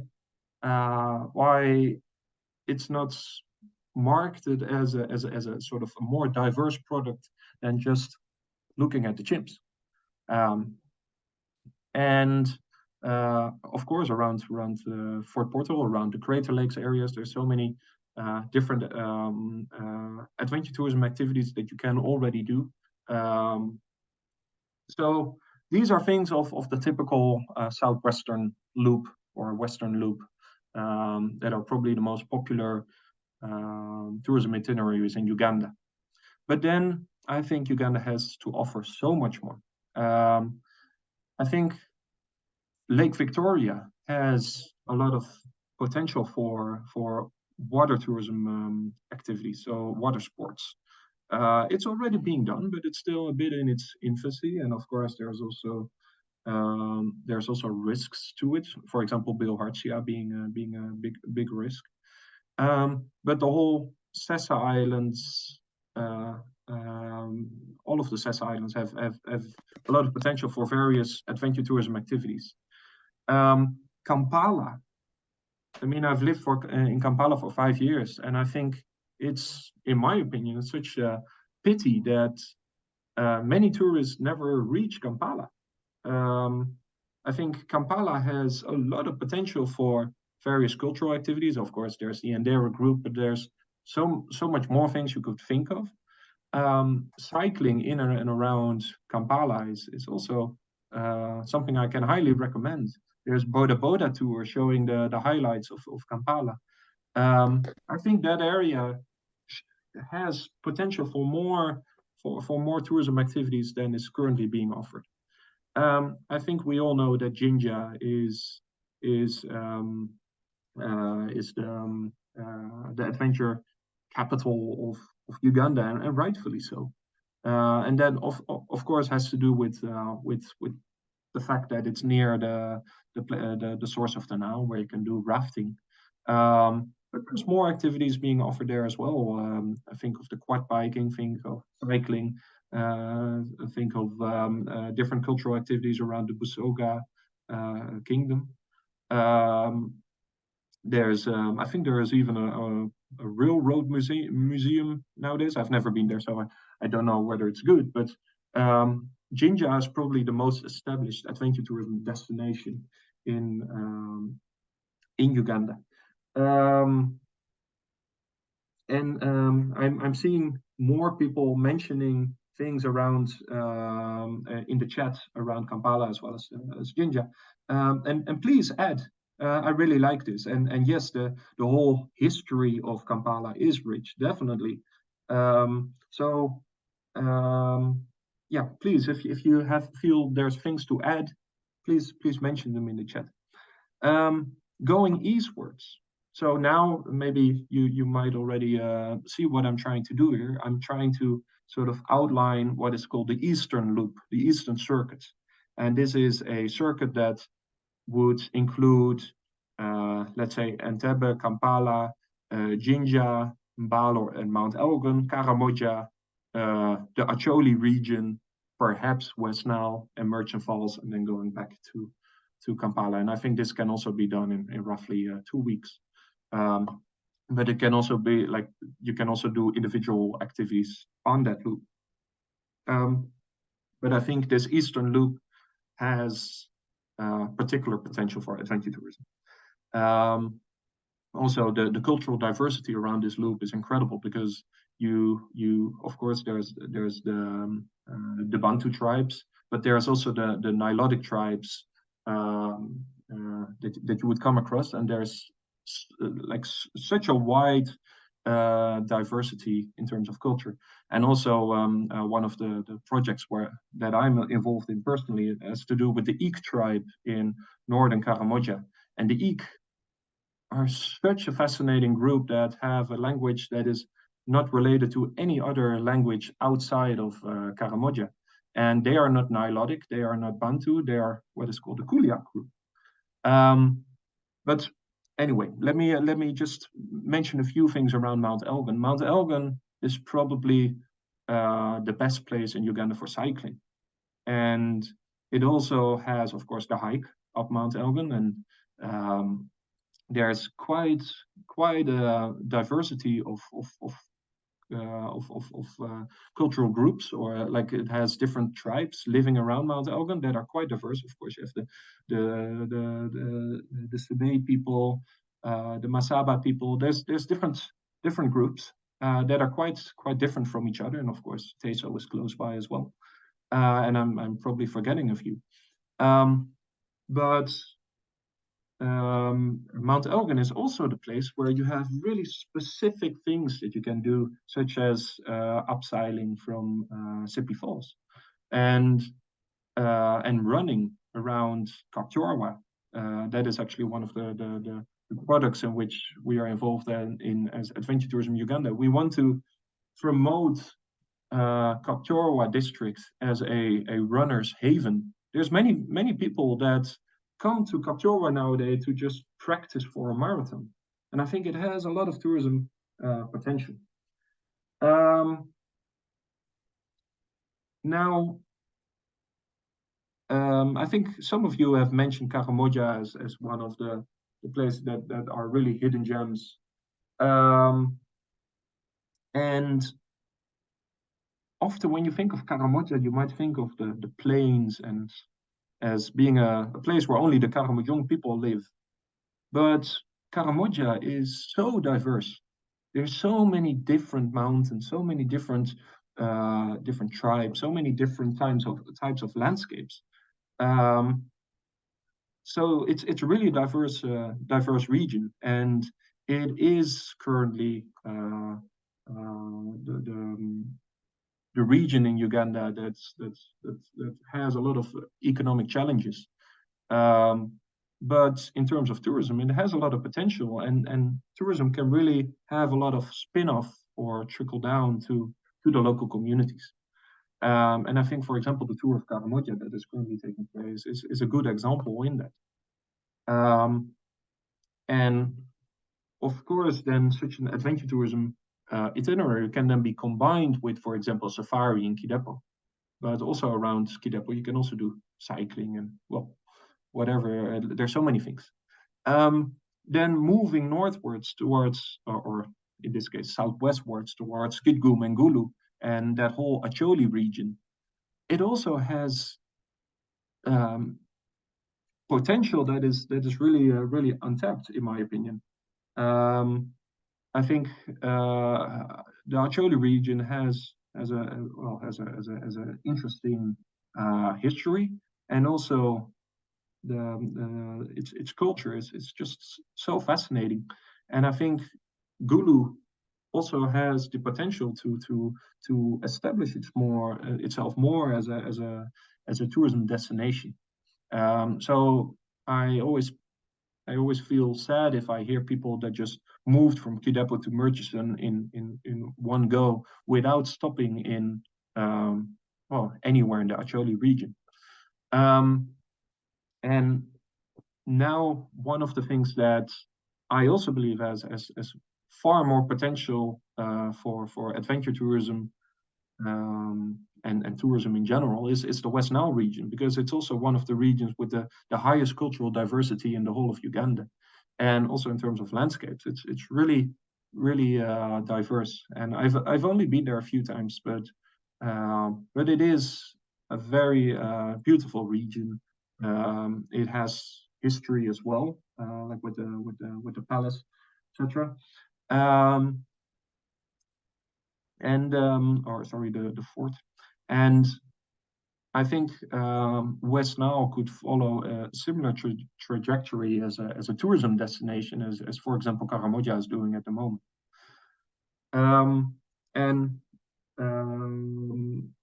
I think I'm even like now I was forgetting, for example, about Teso again, even though like I've lived in Malaba, which is of course near Tororo. It's not part of the major Teso region, but still Malaba is dominated by Teso people. And I always like going to Soroti, to Kumi, those places. Teso has, of course, the how do you call it, its history is interesting, of course, with the rock paintings and those things, but also just from a cultural perspective, the Teso people are also just so interesting. And I think also that area is also a place where you can, for example, see the shoe bill, and so hopefully also Teso will be able to establish itself more as a tourism destination, and I think it's worthwhile looking at it. And now I'm actually forgetting so many things. I haven't even mentioned Bunyoro, of course, the southern side of Murchison with Masindi and Hoima nearby. It has a lot of historical and cultural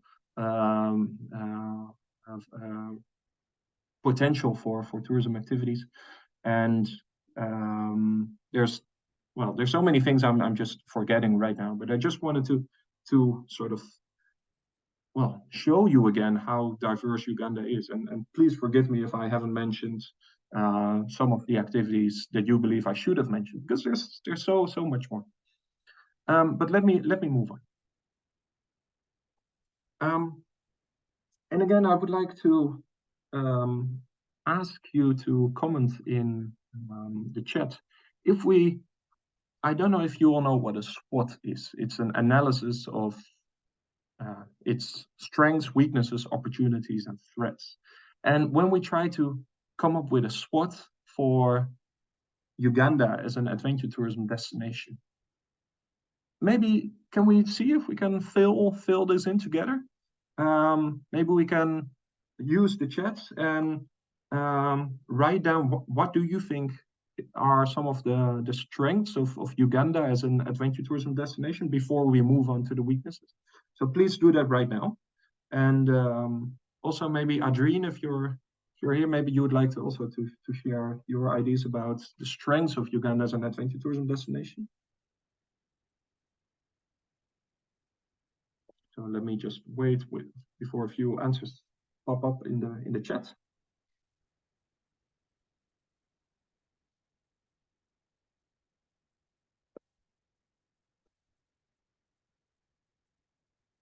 So what are strengths of Uganda as an adventure tourism destination?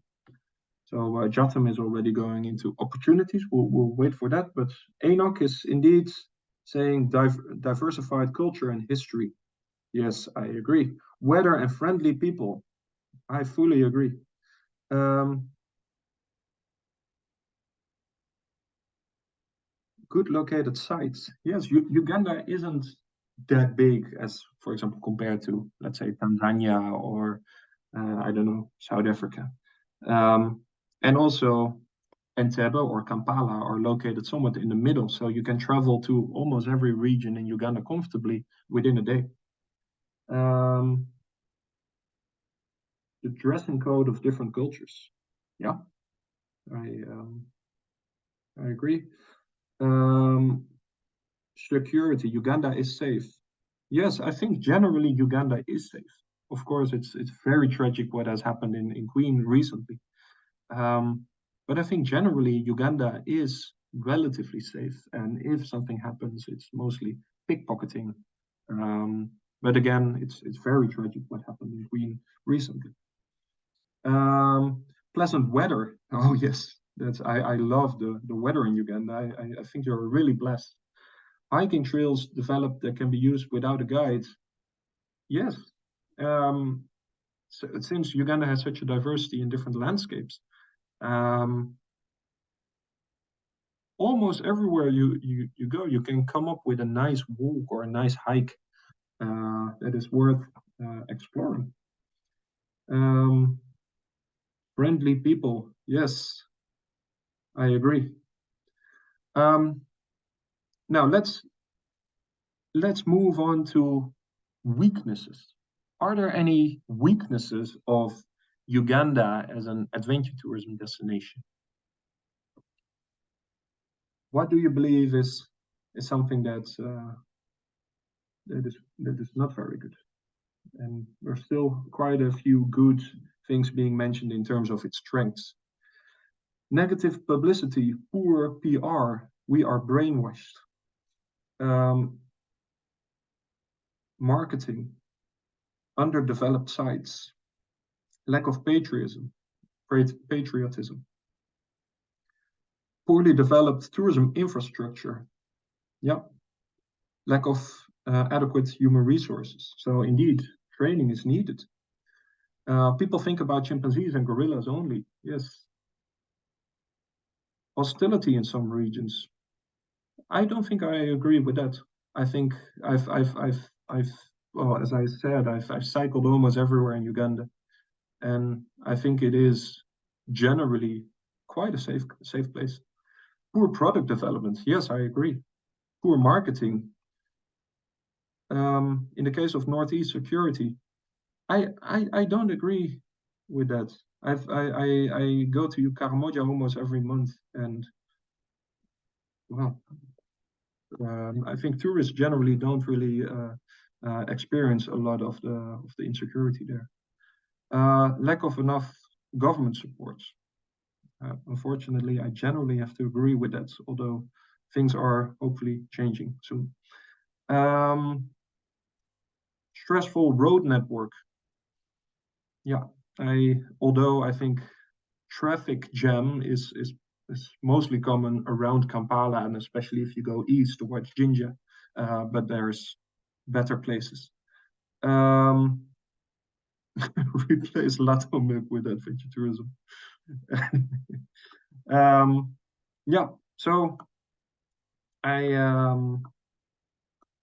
think I think I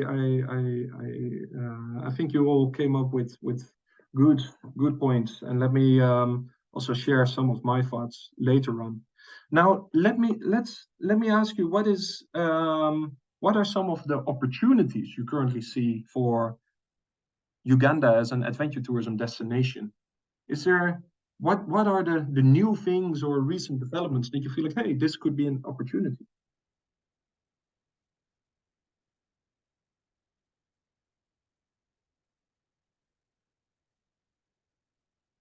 There's culinary opportunities. Yeah. Profit repatriation. Okay. Other opportunities when it comes to Uganda as an adventure tourism destination. Favorable weather conditions. Yes, again, that is good. Make rally grounds in East, especially Quen district in Kapchorwa. Yeah, I guess so. Actually, a rally ground. Yeah, and well, and I think also Quen district also. I know some of the things that, for example, are happening in Quen district. Like it's also a sort of really off the beaten track tourism destination, and I think it has a lot of potential. Low budget to start compared to Safari. Yeah, but oh, yeah. So Ismail is also raising a good point. To start off, you don't really need a big budget. For example, you don't necessarily need a big car to do a village walk, for example. Yeah, I agree with you there, Ismail. It's a good point. New technology development to boost marketing, yes, and also new technology development to, for example, explore new routes and those type of things.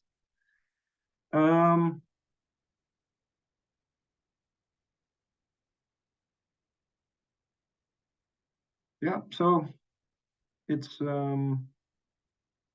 quite interesting what you're all mentioning in the chat, and yeah, thank you so much for this. It is like I'm also learning things as I'm reading this. Now let's move on to the threats. What are, for a Dutch person, it's difficult to say threats, but what are some of the threats you see for Uganda as an adventure tourism destination?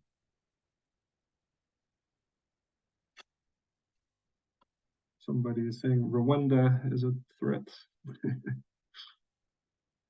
I hope they mean it as a competitive tourism destination, competing tourism destination. Risk of insecurity, poor road usage. Unfortunately, I agree. We need to change our mindset. Diseases. I think in terms of diseases, it's going in the right direction. I think more people have access to for example, vaccinations than before. I think malaria is decreasing, for example. Poor road networks, political instability. Yeah. Kenya marketing is a threat too. Yes, I agree. You are competing with other destinations. Yeah, so indeed, competitors for the similar target market. Yes, I agree. Yeah, so the negative attention for the what is often referred to as the anti-gay laws. Yes, it is a big problem. I fully agree. It's disastrous for tourism in Uganda. Limited equipment to support adventure tourism activities such as hiking gear, bikes. Yeah, it is quite expensive in Uganda to buy those things, and also especially expensive in terms of maintaining things. Like if something is broken, how do you replace it? Those things are quite expensive in Uganda. But then on the other hand, many things are cheap in Uganda as well. So hopefully it balances out a bit. But yeah, it is a problem. We do a lot of copy and paste. Yes, unfortunately, it is. Okay, so let me leave it at this, and let me just mention a few things that I wrote down myself.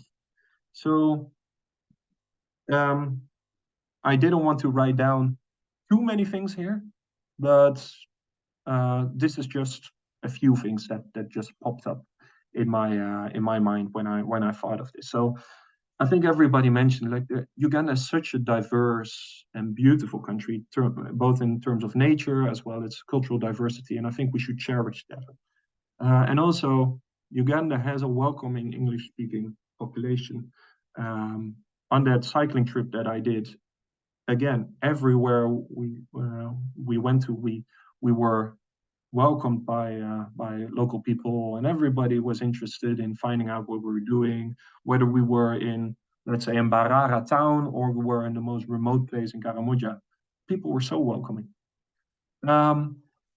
Weaknesses, I think many people don't really know much about Uganda's adventure tourism potential, and I think that needs to change. And hopefully, this webinar series is a step in the right direction. Unfavorable reputation of the country at large.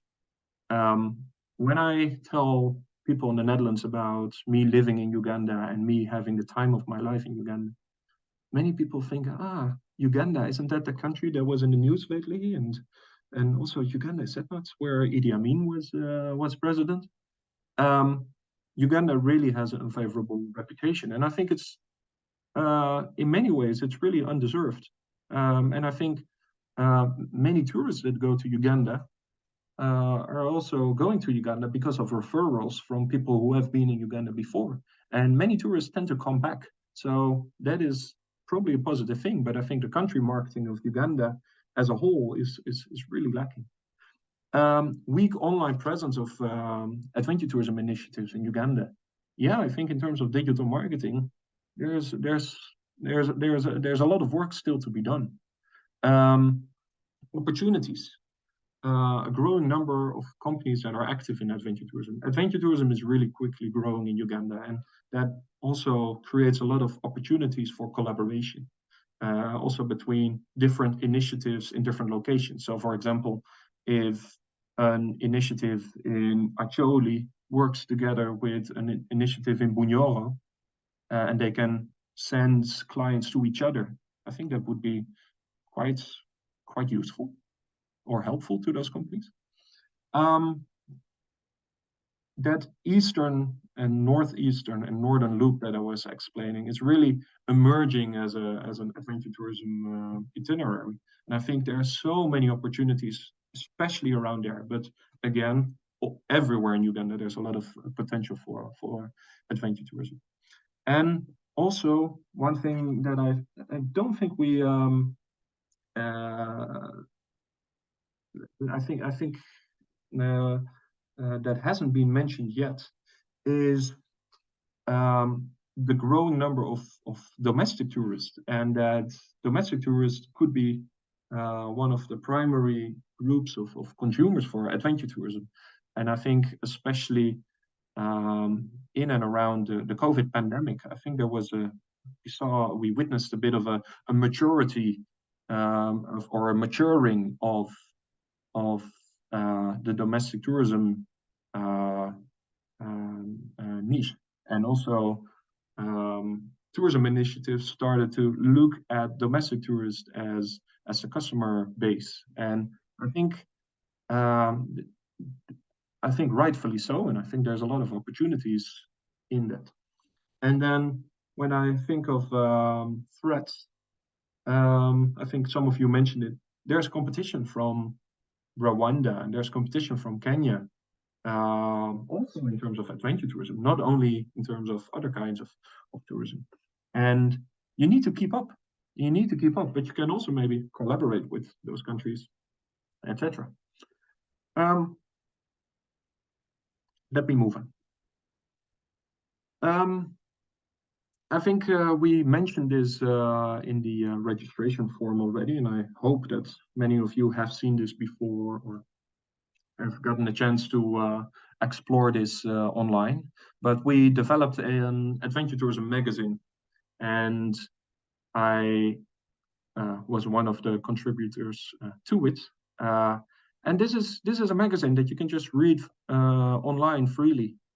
You can just access it at adventuretourismug.com/magazine, and it just showcases the potential for adventure tourism in Uganda. So send this to your clients, send this to your colleagues, send it, like everybody that you believe should know more about what is currently being done in adventure tourism in Uganda, there are quite some nice articles in this. So again, I just wanted to flag this, and it's completely freely available online. So adventuretourismug.com/magazine.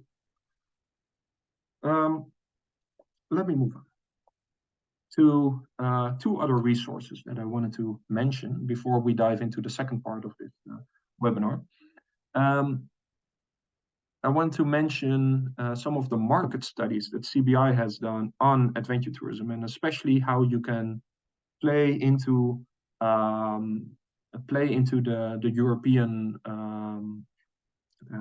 European market, and it is developed especially for tourism initiatives like many of them in Uganda. So please have a look at this link because it has quite some interesting market information and more than I can ever share myself in this webinar.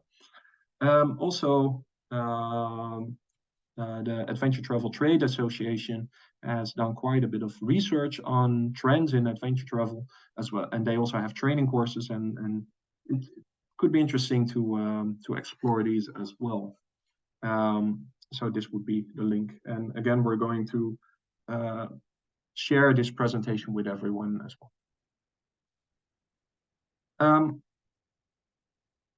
Now, I would like to ask another question, because now we're going to dive into how to do trainings in the adventure tourism sector. And I would like to know from you, why do you think, oh, sorry, I'm just checking the time. Oh, it's already 12:15 now. Sorry, there's a bit of time differences here with Uganda, so I'm just okay. So I expect that we still need about half an hour for this.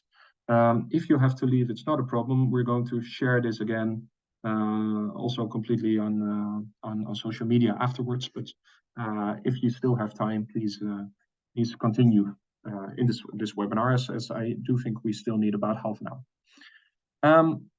So why is training important in adventure tourism? Just mention why do you think it is important to have proper training? And again, you can use the chat.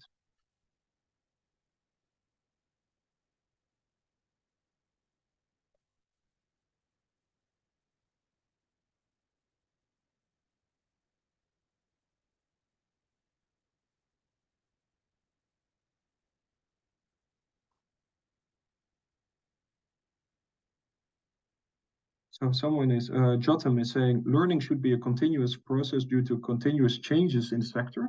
Yes, I think that's a good point. We need to keep updating our training offer, because society is changing, our lives is changing, technology is changing, and the tourism industry is changing as well. So continuous training is important. For good service delivery, yes. To professional adventure tour, for just further professionalization, yes. Vincent is saying to better understand how and what to offer products to clients. Nick is saying security and safety needs care, particularly with adventure tourism activities. Yes. So also in the next webinar, we're going to dive into that a little bit. So again, it will just be an introduction, but still we're going to dive into that. Understanding the product, understanding the client's needs, increase product knowledge. Yeah, so indeed, and I also came up with a few things myself. So I think someone mentioned this already. Training is important because of safety risks. It is, especially in adventure tourism, it's very important to have training on general safety, because again, there is a bit of there's a bit of risk involved. Not always, but often it is. And so someone who is trained as a regular tourist guide and is accustomed to just show around people in a safari bus in a national park and just watch animals. This person may not really understand what it is to also lead a group of cyclists, and because this person also needs to understand cycling him or herself, and you need to understand how maintenance works, and you need to understand how you can make sure that the group sticks together, etc. But you may also think like, well, I'm a professional, like I'm an experienced cyclist. Let me become a guide, and then just start off right away. But then still, you need to understand what it is to do storytelling or to do customer service or those type of things. So, and again, that can also lead to safety problems. But also, when we think of training, think of the business opportunities. It is important that we know about the potential for adventure tourism activities, and that there are some opportunities, but also how to develop those products, how to make sure that they have a high quality and make sure that they're commercially viable. And also think of adventure tourism from a destination perspective. Again, Uganda hasn't really fulfilled its potential as an adventure tourism destination yet, and it often has to do with the lack of quality control, and we need to think of sort of safeguarding the industry standards. And at this moment, there's a few very good initiatives operating in adventure tourism in Uganda already, but it's not like the overall level is not necessarily high at the moment when it comes to quality assurance. So these three things are among the reasons why training is important. Now, if you want to do training in general in adventure tourism, there are a few tips and tricks that we would have. So, of course, follow the industry standards and make sure that those training goals and how to do this training is done and set by industry professionals, and make sure that the people who does the training also knows how to do a training, because you might be an expert in it, but communicating or teaching others about training is equally important. So you have to go through some training of trainers, and we really urge you to make a training in adventure tourism as diverse and active and engaging as possible. And that is to say, we suggest to base it on principles of active learning. So what is active learning, you might ask? Well, active learning has the following principles. So in active learning, we want to make use of the wisdom that is already present in the group of training participants. So, for example, you might be training your colleagues. Make use of whatever expertise there is already in that group, or the knowledge that is already present in the group, so that they can teach each other. Because that peer-to-peer learning is really, really important. And make it as active as possible, and make focus on learning by doing. Because if you just hear something, you might remember, let's say, 20% of it after a couple of months.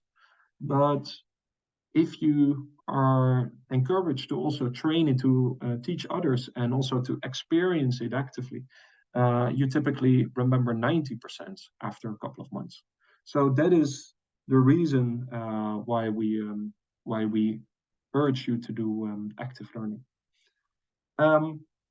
And also explain why things are important. Why is it important that you train this? Because just saying like, well, you have to learn this, but not understanding why is a waste of time. So from a methodological perspective, try to deliver new content every day. Don't make it as repetitive as possible. And try to diversify in terms of training methodologies. So try to use at least 3 different methodologies every day. So yes, a lecture might be part of it, but also have a maybe something in which the participants present to each other or go on a tour themselves and those type of things. Try to make it as diverse as possible. And of course, and this is a bit ironic for me, who's been talking for about more than 2 hours now, but try to talk for a maximum of 10 minutes in a row. And because you can also invite other people to talk and to ask people to share their opinions as well. So we as Adventure Tourism Uganda initiative, we are currently working together with Uganda, which is an initiative that develops open source training material. And many of those training materials are already accessible online for free. So if you want to look into hospitality or product development or digital marketing and how to train other people in it, you can just access those materials here on ukrimuacademy.org. And in the meantime, like the next couple of months, we are trying to develop training materials ourselves that really focus on adventure tourism. And so we're going to launch that throughout these webinars. So by December, all of them will be launched. And let me just show you a little bit how they look like. So they are modules that are accessible to anyone with an interest in training other people's in adventure tourism activities, and they generally consist of 2 parts. So the first part is an introduction into the content, explaining, for example, more about what cycling tourism is and things to keep in mind when you just want to raise your understanding about cycling, for example. And then we come up with very practical suggestions on how to train others in this. So we come up with a training structure and you can just do this. All of those 10 modules will be made publicly available after the webinar. And soon we're going to launch our first module, which is an introduction into adventure tourism. And let me show you how it looks like. So the name of the module, and so I'm going to include some of the slides that I've also showed in this webinar, but then we give a very practical suggestion on how to work with participants, who the trainers should be, things to keep in mind when thinking about the training venue and training equipment. So all those preparations. And then we come up with a suggested training outline. So for example, here we say we're going to give a 3-day training that is an introduction into adventure tourism in Uganda.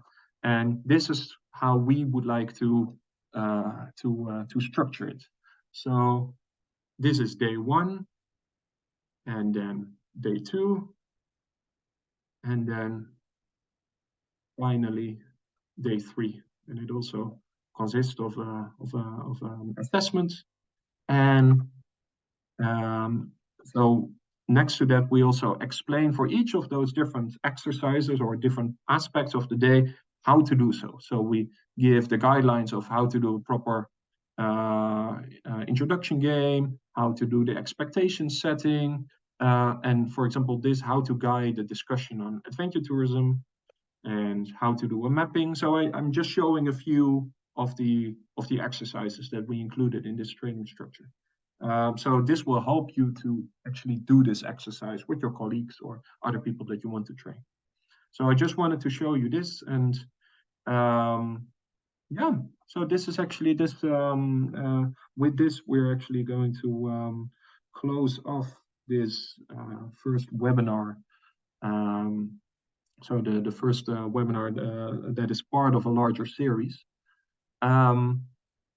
So just to flag, the next webinar will be on a Wednesday, and that has to do with the availability of one of the guest speakers. And in the next webinar, we're going to look at preparation, safety, route development, and hiking. And we'll do so together with Juma and Jan. Both of them are friends of mine. And but they are experts in these elements. And then on November 17, we're going to look at cultural tourism, the role of the guide, and we're also going to look into sustainable and responsible tourism. On December 1, we're going to look into cycling and running tourism, and probably a few other topics as well. And again, all those things we'll do it together with some experts in these fields. And then on the last webinar, we'll look into product development and marketing and packaging of products and itinerary building. So all those things. And yeah, as I mentioned before, all of the webinars will be recorded, so you can also show it to other people. You can watch it back later. I think currently somebody also mentioned in the chat regretting that he or she is late, but you can actually watch this back later on. So we're going to share the recording probably early next week on adventuretourismug.com, and we'll also send the link via mail and on social media. And also the presentation and the training modules will be shared as well. So I just wish to thank you for today. And yeah, I hope to see all of you on November 8th. And again, if you're unavailable on November 8th, you can also just watch the video later on. Probably we would like to have you to register again so that we can also look into specific questions that you might have. That being said, oh yeah, the last thing I just want to mention is when we close off this meeting, you'll be invited to fill in a quick survey about this webinar. So it will just be 5 questions, and I really encourage all of you to fill it in, because that is really helpful for us to improve on the webinar for next time. Thank you so much. I really